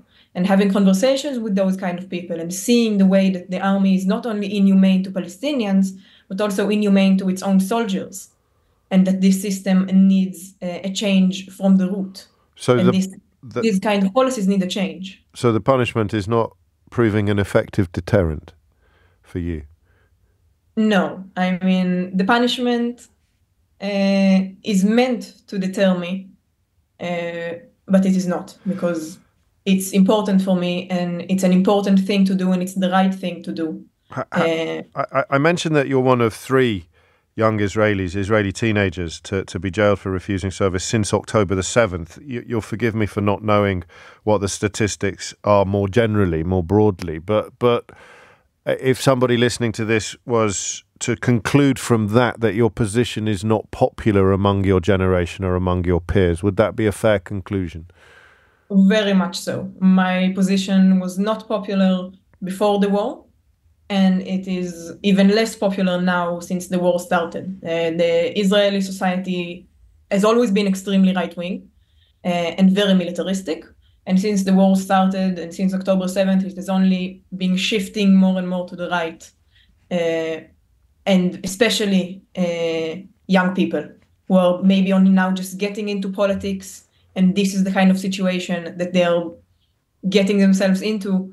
And they feel that being a soldier is an honor, that they are protecting their country, that they are doing something that is just. The Israeli society doesn't accept the decision that I make and doesn't support it. And I've gotten very harsh threats or comments, I've gotten into fights about this kind of decision. So very much not a popular stance to take in Israel. Not before and especially not now. What do you think it is about your journey to this position that why you have ended up at this conclusion, which is at odds with so many of your own generation? What is it about your experiences? I think a lot of it comes to the education and the way you were brought up. I think that is true for anyone, and in any kind of family that they grow up in. I grew up in a non-Zionist family, but also it very much depends on the mere action of asking questions. Of when I get to the age where I, like everyone else, every young person in Israel starts to think about their military service, that they have no choice to do, that is mandatory, and that when I got to the kind of age that I started to think about it, I also started to ask myself questions. If I go and serve in the army, what does my time mean? What does that service mean? Who does it help? What kind of cause am I actually serving if I go and invest that time? And when I started asking those questions, I also got answers. And I realized that if I go and serve in the army, I don't serve the people around me. I serve a cycle of violence. And I legitimize and normalize this cycle of violence. And it became clear to me that I have to not just not enlist, but I have to take action against it. Do you know where you would have been deployed if you had enlisted? Do you know what you would have been doing? Generally so. Right. But I don't have any specific role of mine. I know generally in communications I was supposed to be. I see. And the decision to go public, I think you've just alluded to, not enlisting is one thing, but going very public with your decision not to enlist, I think, is another. Is that correct? Yes, very much so. Because not enlisting is something that way more people do than you might think. The IDF don't publish the numbers, actually, but you made a conscious decision to go public, which is what leads to the imprisonment, I think. Yeah, there is a part, there is the refusing to enlist, and there is the making it public and making a public statement about it. Because refusing to enlist is in some ways for me, for my own moral conscience, that is important for me to stay clean and to be faithful to my beliefs. But making it public is an attempt to raise a voice for peace and to try and reach other people with that kind of message and to convey it to as many people as I can. And how do you measure whether or not that's working, Sophia? When I see a post, for example, if it's in Hebrew, the large majority of the comments will be violent and hateful. But if there's 1,000 comments and 999 of them are that kind, but one of them says, that made me think, that made me question something, then it's worth it. Then it's working, because one person is still an impact, and I do what I can as one person, as an 18-year-old girl can, and if I manage to reach anyone, even slightly, then for me it's worth it. 2 more questions. Thank you for your time. The first is: do you? I hope this isn't a silly question. Do you fear for your safety, even out, or perhaps especially outside prison? I don't feel for my safety. For my physical safety, but it does have social repercussions.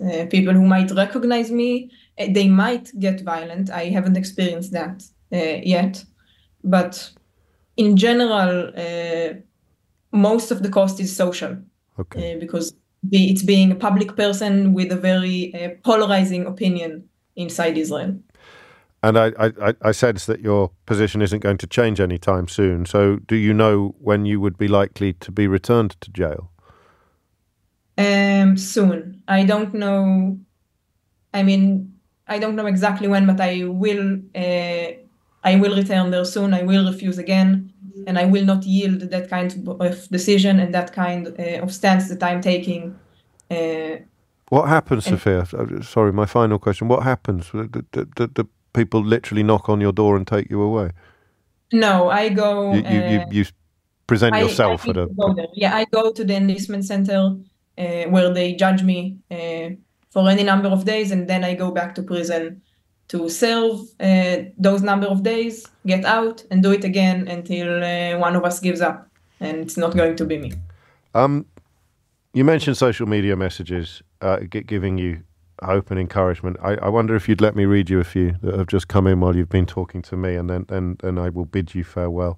Lucy writes, 18 years old, I feel hopeful for the future of Israel. Anne writes, such an impressive young woman. She is absolutely right about the need to ask questions, especially in times when emotions run high. The courage and conviction, writes Dave, of this person is inspiring. Andrew writes, what a courageous woman. Nargis says this Israeli woman is a real hero.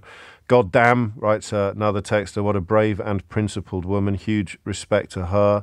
Mohammed writes, the world needs this young, peace-loving girl. I hope many are listening to her and share her social network account. There's a big difference here. Please send Sophia our love and admiration, writes Brian. The courage and conviction of this person is extraordinary.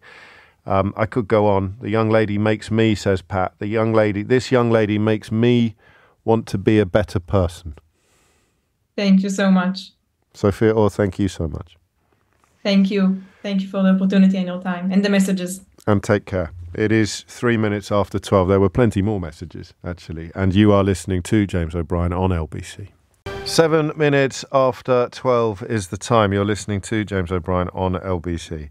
A complete change of direction now, and in fact a decision taken in the last 90 seconds as a consequence of Thomas's news bulletin reporting upon the plight of William Ragg, chairman of a Commons Select Committee, member of the Common Sense group of Conservatives, I think, somewhat ironically, who has found himself in all manner of trouble after sending what are described as intimate photographs of himself to a complete stranger that he'd met on a dating app, a gay dating app in this case. And I mention that because it might be pertinent to the questions that I'm about to somewhat uncomfortably and in a very English fashion ask you. Grindr, it's called, if you were interested. He's the vice chair of the 1922 committee. I mean, he's a senior Tory backbencher. And he sent what are described as intimate pictures of himself and then became scared that the recipient had compromised, I'm quoting him now, had compromising things on me, and therefore handed over the numbers, the telephone numbers, the contact details of colleagues, including several MPs, members of their staff, and a political journalist. They then received unsolicited, flirtatious messages from senders identifying themselves as Charlie or Abby. And this is the point where perhaps our interest becomes even more acute. Aubrey Allegretti, who has covered this story in extraordinary detail for the Times newspaper, is a brilliant young journalist, I think he came to one of my events when he was a student with his mum. That's how old I am now. I'm reading front page stories from the Times newspaper written by a journalist who came to one of my events years and years ago with his mum. Oh, my days. But anyway, he writes that it is understood that 2 MPs responded by sending an explicit picture of themselves. Now, there is a rhyming phrase to describe the sort of explicit pictures that I think we are discussing here, and that is not a phrase that I want you to share on the radio, obviously. The sort of end of pier giggle response to this is perhaps inevitable, but I would caution you to remember that these MPs didn't know who they were sending these messages to. It could have been a Russian spy or a Chinese spy or any old spy. It could have been a security breach. The grounds for blackmail, particularly when homosexuality was still criminalised, the grounds for blackmail were of enormous concern to security services. They've used the phrase honey trap to describe this, and more often, I think than not, honey traps are deployed in issues of espionage. What does Vladimir Putin have on Donald Trump is a question that I've heard asked in many, many quarters. But, what does this complete, as yet unidentified stranger have on these 3 MPs? Answer, pictures of them in compromising situations, intimate pictures of them. So I mentioned oddly to an earlier caller, because he was wondering about my age and experience, not in a dating app kind of way, I hasten to add. But I mentioned to an earlier caller that I'm 52 years old. I'll mention that again now to you. I think it might be more relevant that I've been married for 25 years in May, and therefore I was, I don't want to say taken, but I was out of the game long before internet dating became a thing. In fact, I'm so old that I've attended weddings where the bride and groom didn't want anyone in the congregation to know that they'd met on a dating app because it still had a sort of air of, I suppose at worst, desperation, and at best unexpectedness to it. Now, I can't imagine anybody's embarrassed about having met on a dating app. A lot of you are telling me that Grindr isn't technically a dating app, it's more of a hookup app.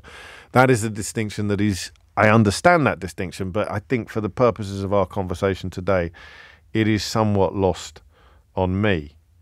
My only real experience of this is when Roman Culkin, what's his real name? Kieran Culkin, who was playing Roman Roy in Succession, accidentally sent a picture of his own member to his dad. That was a moment. There were a million moments in Succession of absolutely magnificent dramatic impact. That was probably the one that had me wincing and cringing in horror more than any other. But it speaks also to a kind of perception that this is normal behaviour, that this is not extraordinary behaviour. The only story here is that he got caught. He succumbed to a request that was not made in good faith. Whoever issued the request wasn't particularly interested in seeing intimate pictures of William Ragg. Instead, he was interested in using those pictures as leverage with which to secure other unsolicited, other contact details to which they could then send unsolicited flirtatious messages. And presumably the hope was that they would lure a public figure into a scandalous situation. Here are the details. Speaking himself to the Times, William Ragg says, "They had compromising things on me. They wouldn't leave me alone. They would ask for people. I gave him some numbers, not all of them. I told him to stop. He's manipulated me, and now I've hurt other people. I got chatting to a guy on an app, and we exchanged pictures. We were meant to meet up for drinks, but then didn't. Then he started asking for numbers of people. I was worried because he had stuff on me," which suggests it wasn't a headshot, was it? It wasn't like a passport photo that was sent in this instance. I was worried because he had stuff on me. He gave me a WhatsApp number, which doesn't work now. I've hurt people by being weak. I was scared. I'm mortified. I'm so sorry my weakness has caused other people hurt. Now, you can attack me for this if you want, but you read those words and don't feel some sympathy for the fella, then you're made of sterner stuff than I am. I think he's been broken by this. I think he may have taken time off from Parliament for mental health reasons previously, and this can't have helped. And I'm not going to be joining in any witch hunts or attacks on him. I might find his politics ridiculous or abhorrent, but this is a story about a human being who's got himself into a terrible situation and feels absolutely devastated as a result, not just because he got caught, but even if he hadn't been caught, the consequences of what he did have caused embarrassment, hurt and upset for other people.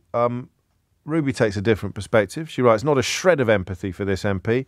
Don't send pictures that could be used against you. He could have gone straight to the Commons police and they could have tried to trace and possibly arrest the person or persons responsible. You then fall into the trap of using some of the language that I can't use on the radio, Ruby, but that's fine because it's in a text. Excuse me. The reason I mention it, my age, is because I just have no idea about this world. No idea at all. Is there and you're going to be my tour guides through the world of unsolicited intimate photographs. Is there a difference? I presume there's a difference. Well, perhaps naively, I presume that the fact that this is a gay dating app is pertinent, is relevant. I presume that gay men are more likely to send pictures of their penises to each other, which I have to presume is what was contained within this picture, because otherwise why on earth would it be embarrassing? I presume that's more commonplace on a gay dating app than it is elsewhere. But why would anybody, in any circumstances, send a picture of their penis? Here's a phone-in that you weren't expecting to be taking part in today, isn't there? Or maybe you were, in which case you'll already have your answer ready. So all I need to do is remind you of the number. Why does this work? I was always amused. I forget who did this joke. I was always amused by the idea of a little boy asking his dad how their parents met. And the dad responds, well, son, it's funny you should ask me that. I leant out of my van window and complimented your mother upon the size of her breasts. And the joke is, of course, that it's highly unlikely that any... Don't text me now to tell me that that's exactly how you met your husband. It's highly unlikely that any romances have begun in those circumstances. Now, clearly I'm out of touch with modernity or reality on this, because I can't quite believe that this leads to long and meaningful relationships or even fruitful congress. I can't, you send a picture of your plonker to a complete stranger, and as a consequence of that, you hook up. Is it an exclusively gay thing? Is it something that goes on heterosexual dating apps? And I don't want to ask, does it work? Because that sounds like I'm flirting with the idea of trying it. But how? I mean, it must work, doesn't it? Otherwise, people wouldn't do it. I can't do a phone-in on how out of touch I sound but I'm a sort of spluttering incomprehension. 0345. Well, by work, I mean, does it actually lead to?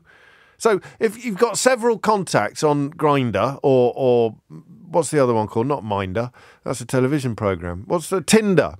And the ones with whom you're most likely to make physical contact. The likelihood of making physical contact with this person is enhanced by the sharing of an intimate picture. Is that just true? Or are people firing off these plonker pictures into the ether? I just don't get any of it. But and also, how could this happen here? How could 3 MPs all send pictures of their plonker to a complete stranger without recognising that? I mean, I don't get it. And I think you can tell that I don't get it. I'm not my usual articulate self. 0345 6060 973 is the number that you need. I may even be sufficiently naive and out of the loop to not understand why such a picture would enhance the likelihood of a physical contact. I mean, what's happened to the days when you put great sense of humour, GSOH, on a dating ad? Surely that's I don't know. Should we open up the phone lines and see what happens? I think we should. The number you need is 0345 6060 973. And I suppose I'd like to talk to you if you've ever done it. Why would you do it? Tell me why you would do it. Phone lines are open. I won't be opening any attachments if you choose to WhatsApp me in the course of the next 40 minutes. I just want to make that absolutely clear from the very start, okay? Heavens above. Heavens above. and Ewan has been in touch to say every day's a school day, James. I thought GSOH stood for good shoes, own hair. I suppose it depends what demographic that you're operating in, but I don't quite understand the world in which no fewer than 3 MPs can respond to unsolicited flirtation by a complete stranger by sending pictures of their plonker. And I'm just interested to know how normal you think that is. Paco is in Battersea to kick things off. Paco, what can you tell me? Well, I can tell you that it's perfectly normal in the gay community for this to take place. From sort of the first point of contact? Yeah, absolutely. In fact, if it's not done on the first point of contact, you're not going to speak to the person in the second sentence. Or the second word, I should say. I don't know where my follow-up questions go now, Paco. Well, I've got a few, but I'm conscious of the time of day. Do we need trigger warnings? Yeah, but I wanted to mention the reason why this has been made such a big story. Yes, if you would. Is because this similar thing happened in Germany. Oh yeah. A few years ago. I have a friend who was in the Parliament in the Bundestag. Yes. And the gentleman had done exactly the same thing. He was an MP. He sent a picture of his todger to somebody, and then they tried to blackmail him. Yes. But when the press started coming round, he went to his leader of the party, and he told the leader, and the leader said, "So it's normal. That's just normal.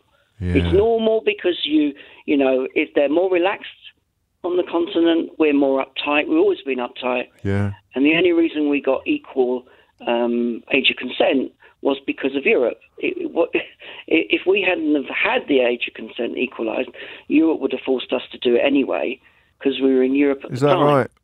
Yeah, that's right. Well, I don't want to rain on David Cameron's parade. I think his commitment to equal marriage was very, very real. I know you're talking about the age of consent rather than equal marriage, but there was some. Just some genuinely progressive motivations in those things, even though what you say is true. I don't know if I can ask you the question that I want to ask you, Paco. I mean, you're not qualified to answer one of them, which is whether it's more of a gay thing than a straight thing. Well, I am bisexual, so. Oh well, then you're perfectly qualified. Then off you go. Yeah, it does happen in the other side as well. Does it? But no, it's not as it's not as important. No. Well, that leads me to my second question. Right. And I'd ask you, and you've been very diplomatic already, but I'd ask you to double down on the diplomatic language. Right. What are you seeking to establish / convey? Well, the thing is, and there was a programme, I think about 10 years ago. Hang on, I just need to talk to Keith. Stay there a second. Oh. Just keep an eye on the button, yeah? All right, carry on, Paco. There was a programme about 10 years ago. Yes. It was called The Trouble with Gay Men. Right. And it was a program, I've forgotten who did it, but it was another gay man who did it. And he was accused of being homophobic, even though he was gay himself. Right. And it's basically a lot of gay people, not saying all gay people, but the majority, I would say, are only interested in sex.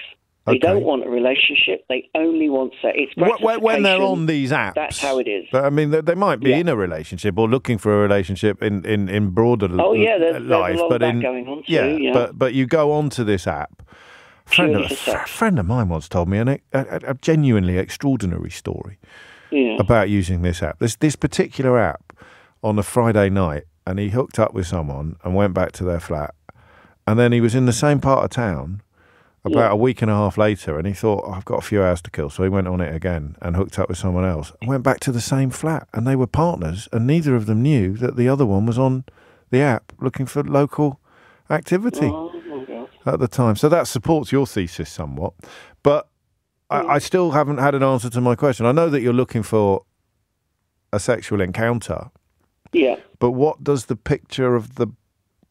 someone's texted me to say, I love the idea of the... Connor says, I like to think that the perpetrator of this scheme has a little photo album labelled Members of Parliament. So what do you seek to establish or convey via the medium of... That's how you attract the person or get their attention, because a lot of people are interested in the shape or the length or the thickness, or there's a whole variety of things. There it is. And that's the reason. Right. Blimey. Have you ever... I mean, is this... what if you used somebody else's? Well, this is the problem. A lot of people... Yeah, this is the problem, and that's why there's a video function on there where you can speak to the person live on video. Cam call, whatever it's called. Yeah, fair enough. Yeah. So then you can't pretend you've got something you haven't got. Yeah. If you know what I mean. I know exactly what I know. On the camera. I know exactly what you mean. And you're not going to meet them unless you do, because they're not. It's the same with a face photo. If you don't send a face photo as well, then that's it. So it's like I mean, in Victorian times, ladies would go round and leave their card at a home prior to a tea time appointment or something like that. And now this is a form of calling card. Well, you live and learn. Just on a scale of 1 to 10, how naive do I sound to you? 11. 2, maybe. Oh, okay, that's all right. Thank you. 26 minutes after 12. Good luck, Paco. There's a few things there to unpick. The idea that it is never part of the courtship process. It's solely about a hookup. The idea that it is... Emma's not happy with me for suggesting that it was more of a gay thing than a straight thing. They write, it's a bit weird to suggest that nudes are more of a gay thing. Well, a nude in general, I think, is a bit different. But I don't know what I'm talking about. I think I've made that pretty clear. But the idea that we should feel sympathy for these politicians because what they have done is utterly unremarkable is one that I'd like to explore a little further. It's 12:27. Mark's in Nottingham. Mark, what would you like to say? Sorry, I've just... I bet you didn't think this was going to happen when you woke up this morning, did you? No, not for LBC. No, not at all. Can we all spare a thought for John, who's just texted me to say, I've just switched my wireless on, James. What on earth is going on? So, thoughts and prayers with John. Why did you ring in, Mark? What do you want to tell us? Grindr used to be what it has been labelled as a dating app. Yeah. But very quickly became the hookup app that everybody has. Right. And when I say everybody, I literally do mean everybody. Well, you don't. So you don't, but you do. You don't mean everybody. You don't literally mean everybody, because I haven't got it. But you mean in the gay community, pretty much. In the I'm curious community, in the I'm bisexual community, the amount of guys that are on there that are leading a very happy life with misses and whatnot at home, and you'll find them on there. It has a very unique message tone, which is also quite interesting when you stood in the crowd and you hear that go off, because it's like, oh, someone else is on. Right. It's just really is quite a bizarre thing how it took off and how it becomes so successful. And how quickly did the photographs become an integral part of the process? I would say that was pretty much straight away. You see, I'm not gauche or innocent. I've got a lot. I don't want to sound like one of those. I've got a lot of gay friends. I had no idea that the aesthetics of a penis were so important. Or a bum, or whatever it is on a body that. So what are these MPs most likely to have sent a picture of to this complete stranger? It's most likely something that's within their pants. Yes.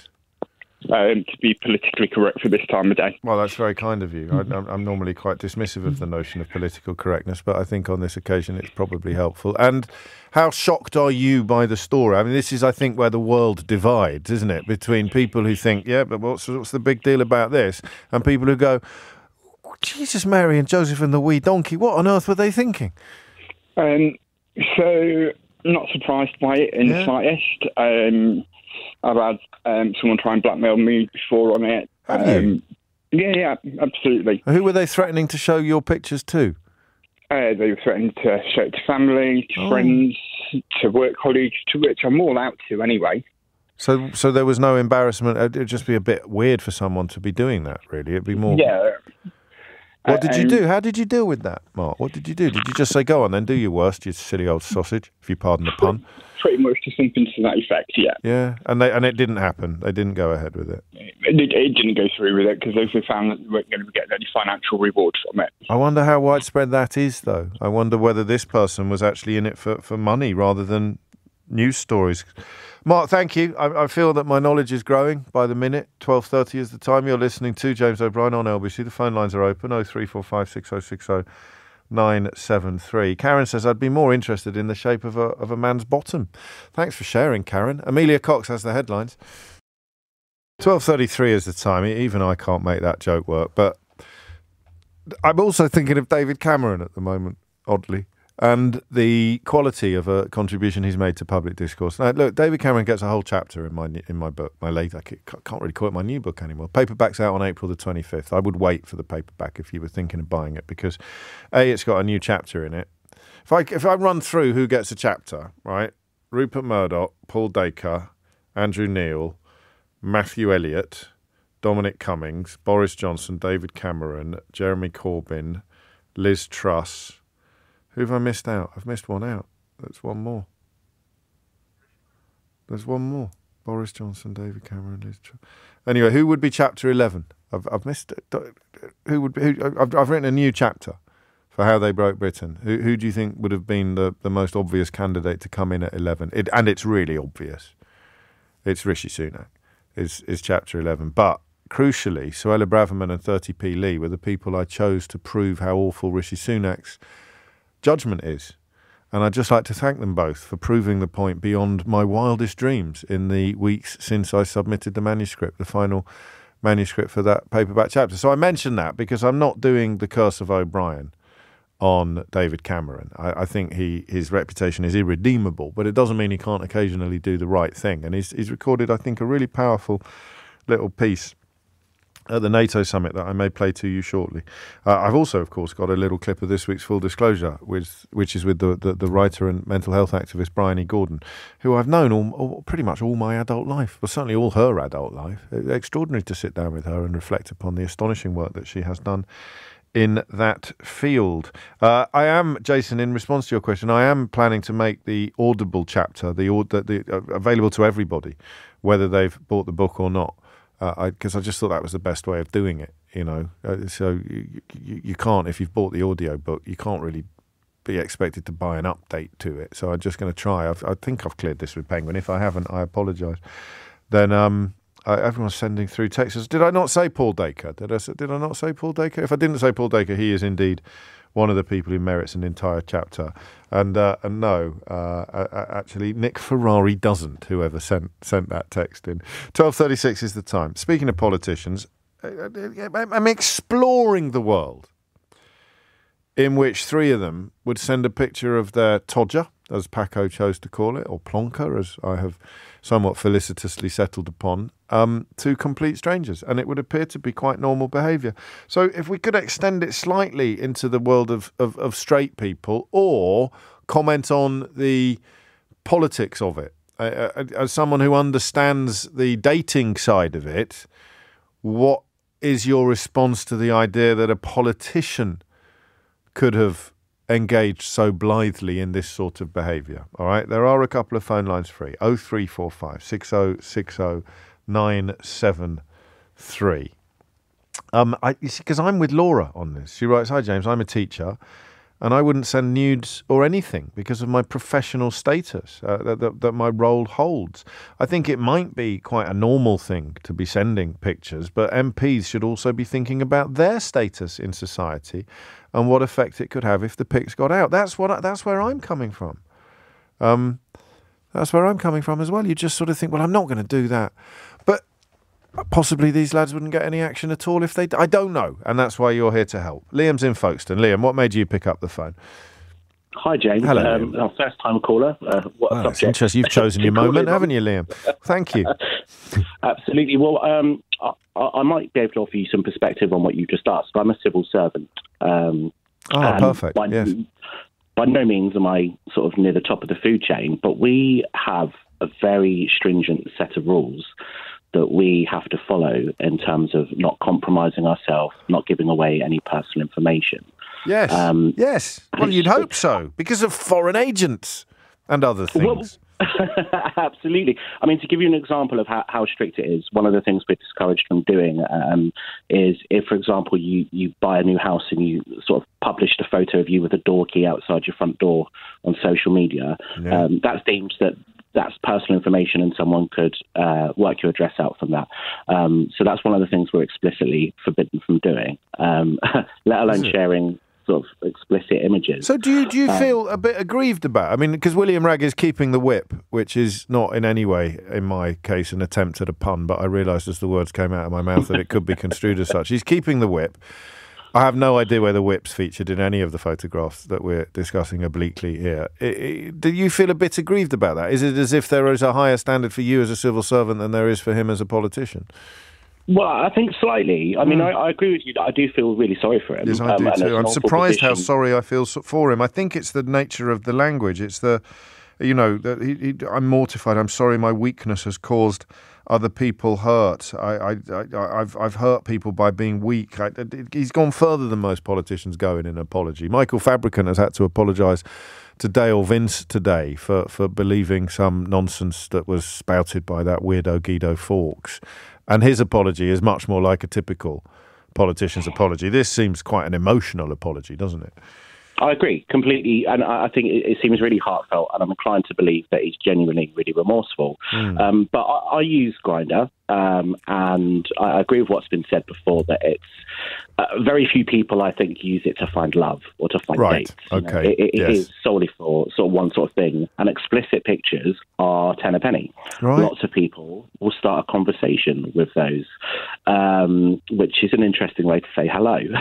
Isn't it? But I don't share them myself. Because of your job? Or because of your, I don't know what the word would be. Reservations. Modesty is nice, yes. I think, but I mean, definitely because of my job. But even before I had this job, I'm 38. So, and it's, to me, I think that's that borderline age of just about understanding it. But yeah, it's not for me. It's sort of sharing that around. And also, as highlighted by this case, you have no idea who you're sending them to, really. You have no idea who's at the other end of that line. And there were all sorts of... Well, that's the bit that I find strange, actually. It's amazing how people's attitudes to this are different. So Helen says, OMG, James, is my response. As a woman, nothing gets sent until I've met the guy. Absolutely nothing. But, of course, other people respond like Mark, who says, does Laura mean that if she wasn't a teacher, she would send nudes? I wouldn't send nudes because it's a blooming weird thing to do. No sane person would do it. So I think they're both straight, but the idea that it's actually quite normal, but not if you haven't met, and then the idea that it's completely abnormal and why the hell would anybody do it at all, both seem to me to be perfectly reasonable positions, even though they're entirely at odds with each other. It's the idea of sending it to a stranger that I find amazing. Me too. That's the thing, and I think it is so normalised on there that Grindr has a private gallery, so you can upload personal pictures and then you can share that private gallery with people. So you don't even have to click each individual picture. So that's how sort of normalised it is. For me, it's the stranger element that certainly puts me off. You don't know who they are, and to be frank, you don't know how old they are. There's no, you don't have to. Can't you count the rings? How to verify your? Sorry. Oh, that was an open goal there. Well, I didn't see that coming, but there we go. So it is. I think if I was gay, I'd be like you. Well, there's no age verification process on that, James. So you really don't know, you could be getting yourself into all sorts of legal trouble as well. So I'm certainly, until I've met somebody, I wouldn't do it. But I do have a theory on I think particularly with gay men. I've said to friends before, some straight friends, what we do tend to be really good at, we're very open at talking about sex. Yes. And I think that's for reasons, I think historically we've had to be. Yes. And so we're not that uncomfortable at talking to each other about sex. We don't have that sort of, no sex, please, we're British attitude to it. We're quite upfront, and I think it does fall into that.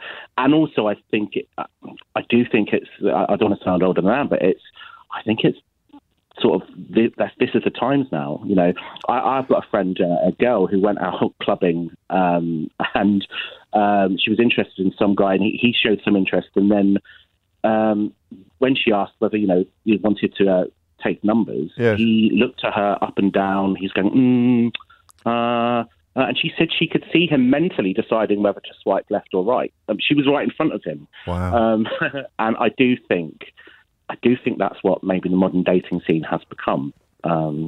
Completely Definitely. objectified, willingly. Consensual objectification is what we're describing. Absolutely. And instant gratification. Which is, I mean, why people are bombarding me with explanations that it's hookup, not dating, which is where you began as well. And that does lend itself more, but by no means exclusively, to the gay scene than it does the straight scene. So, particularly, I think, for women, who are more likely to be looking for a relationship than they are just for a casual encounter. Although I say more likely, I'm not suggesting for a minute that women don't also look for and enjoy casual encounters. There's a new book being published, actually. I was reading an excerpt from it in the Times the other day. Thank you, Liam. And there it is. So, I mean, you've covered a heck of a lot of ground, because in a way it's unfair that politicians would be held to a lower account than civil servants. And it's probably also unfair, and there's a degree of cognitive dissonance here, to expect politicians to be punished for doing something that is completely commonplace, completely unremarkable in the eyes of many, many, many, many people. It's coming up to 1:45. You are listening to James O'Brien on LBC. It is 12:48. This is interesting from Ronnie. We could talk further about this, but we don't have time today. Ronnie writes, I'm a PhD researcher at the University of Birmingham. Honestly, with Balama earlier, you wait ages for a PhD student to come along, and then two come along at once. At the University of Birmingham, exploring image-based sexual abuse. This was what is formerly known as revenge pornography, and the impact that it has on LGBTQ individuals. Our international studies show that men particularly are susceptible to extortion and threats to share. Presumably, this is me talking now, not Ronnie, presumably because they are closeted or living as straight men and having gay encounters secretly, and therefore the grounds for blackmail and leverage would be great. We also find that minority groups are more likely to experience this type of behaviour, possibly because some minority groups are more likely to be in the categories that I've just described. That's fascinating, Ronnie. A fascinating PhD as well. Farhan is in Walthamstow. Farhan, what would you like to say? Salam, James. Yeah, I wanted to add my perspective as a gay Muslim that's actually used these gay dating apps, not just here in this geography, but in the Muslim world quite a lot, actually. In places like Turkey and Qatar, where actually they're very popular, James. Are they? But yeah, of course they are. Yeah, we all have needs, James. Yes. We all have needs. And gay men, we have needs that are not deemed to be appropriate enough to be in the public domain. And that... Well, not here. Maybe in Qatar, where it would be, presumably, it's still an imprisonable offence, is it, in Qatar? I think it is.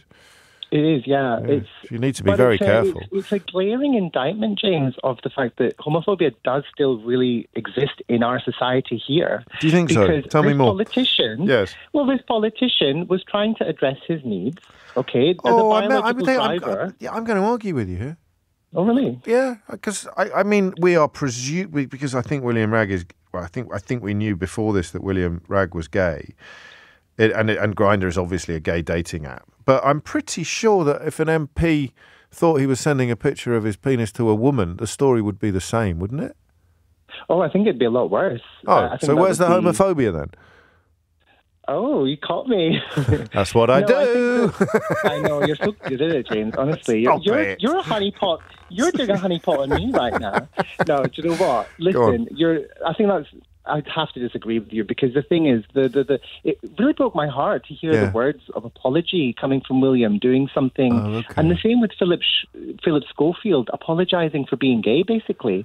Well, no, he was apologising for lying to Coy. It was a slide. We don't need to bring Philip Schofield into this conversation, but just to address directly what you said, he was in at least as much trouble for lying to colleagues, and for the fact that the young man with whom he had a relationship was very young when they first met. There was a lot more to it than that, than the William Ragg story. When I'm kind of online and I do chat with, faceless profiles, as we call them, and typically they will be, a majority of them will be Muslim. They'll want to interact with me, maybe feel a bit safe with me, because I'm very, I put my face out there. I'm out loud and proud. But most of the men you hook up with are not. No, I don't. I'm not that prolific, James. No, I know. Well, you're talking in code, and I'm trying to read, and I'm watching the clock. I've got clips to play. I'm trying to get to the meat of the story. You'd be hard pressed to get pardon the pun. Yes. To actually even see a face most of the time. You'll see the members because that's what they want. They want something. They want to address their needs, James. And you know what? We're entering a kind of an age now where actually that's okay.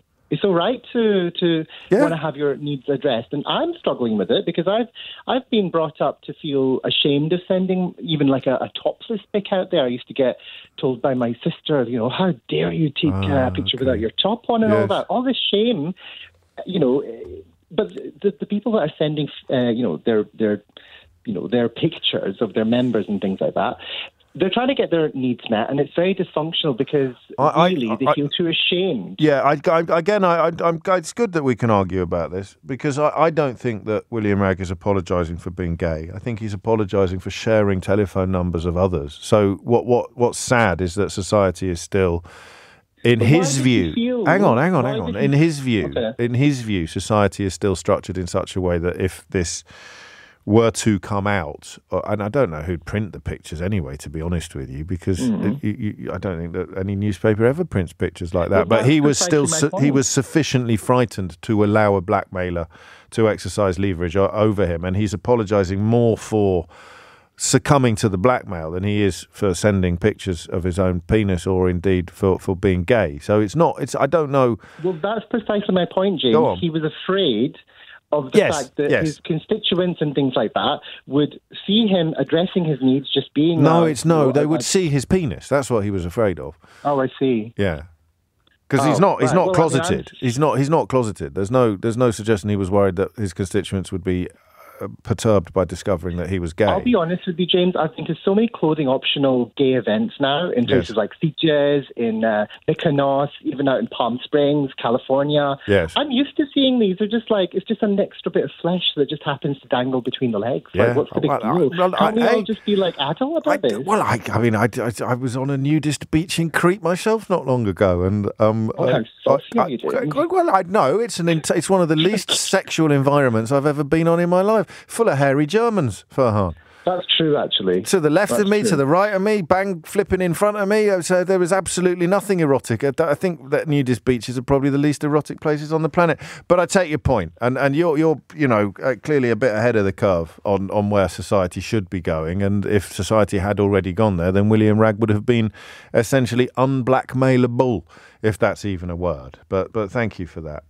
I just still think that as a politician, regardless of what motivates the response, the ill-advisedness of it, if society is still a place where blackmail can occur, then politicians should be on their guard even more than anybody else should, even as we could all agree that this is not behaviour that should be subject to possible blackmail anyway. Thank you, Farhan. 12:55 is the time. I want to play you a little clip of this week's Full Disclosure with Bryony Gordon, the author and journalist who has really done extraordinary work over the last 10 years in the field of mental health activism, addressing all sorts of issues from an incredibly personal perspective, very, very confessional journalism, but in the finest possible sense of the word.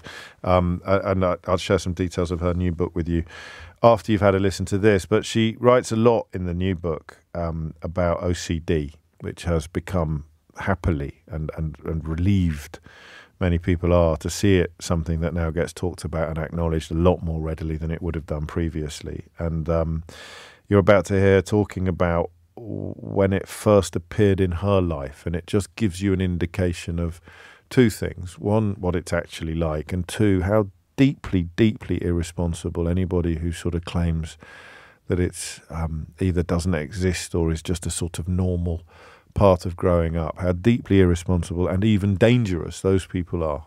It's weird to think about my childhood because on the face of it, I had a very happy, idyllic middle-class childhood. Lived in a terrace house in West London.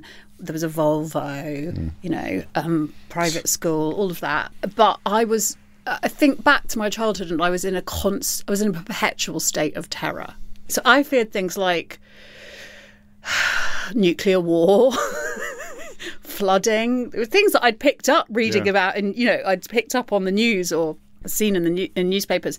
But I was also really frightened of other bizarre things like aliens in the attic, or I remember when I was about 11, I thought I was pregnant with an alien, which looking back was not normal. No, and we're talking like nail shredding anxiety, not just passing. No, like really the only thing I could focus on. Like the only thing I could focus on. And then it sort of, I would like to say culminated, but the moment I feel where it really passed over from sort of nail shredding anxiety into some like a full-blown disorder, I was about 12, and I woke up one morning and I was convinced that I was dying of AIDS. It was just that was all I knew. And I don't know if, at the time, it was about 1992, there was this incredibly shaming public health campaign about AIDS and HIV and don't die of ignorance and all of that. Yeah, of course. And I became convinced that I had HIV, but I didn't know it. And I was going to pass this on to my family. And if I didn't have it already, I was going to catch it from, I couldn't, a sofa that was red, I couldn't sit on because I wouldn't be able to see if there was blood. And I would wash my hands obsessively until they started bleeding. And I just remember this absolute, and it kind of, it chills me to think about it. It was Christmas, and I remember seeing all my friends getting excited about Christmas, and I remember thinking, I wish I could be carefree. Yeah. Someone the other side, I used the word carefree about something the other day, and someone said, have you ever felt carefree, Bryony? And I was like, no, actually, I've never. Only when drunk. Sure. But so anyway, I remember just envying that feeling of being a child, and I was like, I'm going to die and my family don't know it, and if I don't die, I'm going to kill them, so I would sleep with like my toothbrush under my pillow, and then I would have to say all these phrases to make sure they were safe. So I had a much younger brother who was born when I was 12, and I would say, I'd rather I died than my brother, I'd rather I died than my brother. Again, like to this day, at the age of 43, there's still sort of like little internal jukeboxes that loop round and round, even though I know that they have no bearing on whether any of us live or die. But that was, and I didn't know what OCD was then. It is just approaching 1 o'clock. That was Bryony Gordon on this week's Full Disclosure, and her new book, Mad Woman, is of invaluable assistance to anybody living with any of the issues she describes, or indeed living with anybody living with any of the issues she did. That works, doesn't it, Sheila? Just about, was that English? That was definitely That was English, recognised. Living with anybody, living with any of the issues that she writes about so powerfully and so movingly. Beautiful writer and a really, truly lovely person. If you missed any of today's show, you can listen back on Catch Up on Global Player, the official LBC app, where you can also pause and rewind live radio. Download it now for free from your app store, or head to globalplayer.com. Coming up at 4 on LBC, it's Tom Swarbrick, but now it's time for Sheila Fogarty. Now it's time for Sheila Fogarty. Now it's time for Sheila Fogarty. Now it's time for Sheila Fogarty. Now it's time for Sheila Fogarty. Now it's time for Sheila Fogarty. Now it's time for Sheila Fogarty. Now it's time for Sheila Fogarty. Now it's time for Sheila Fogarty. Now it's time for Sheila Fogarty. Now it's time for Sheila Fogarty. Now it's time for Sheila Fogarty. Now it's time for Sheila Fogarty. Now it's time for Sheila Fogarty. Now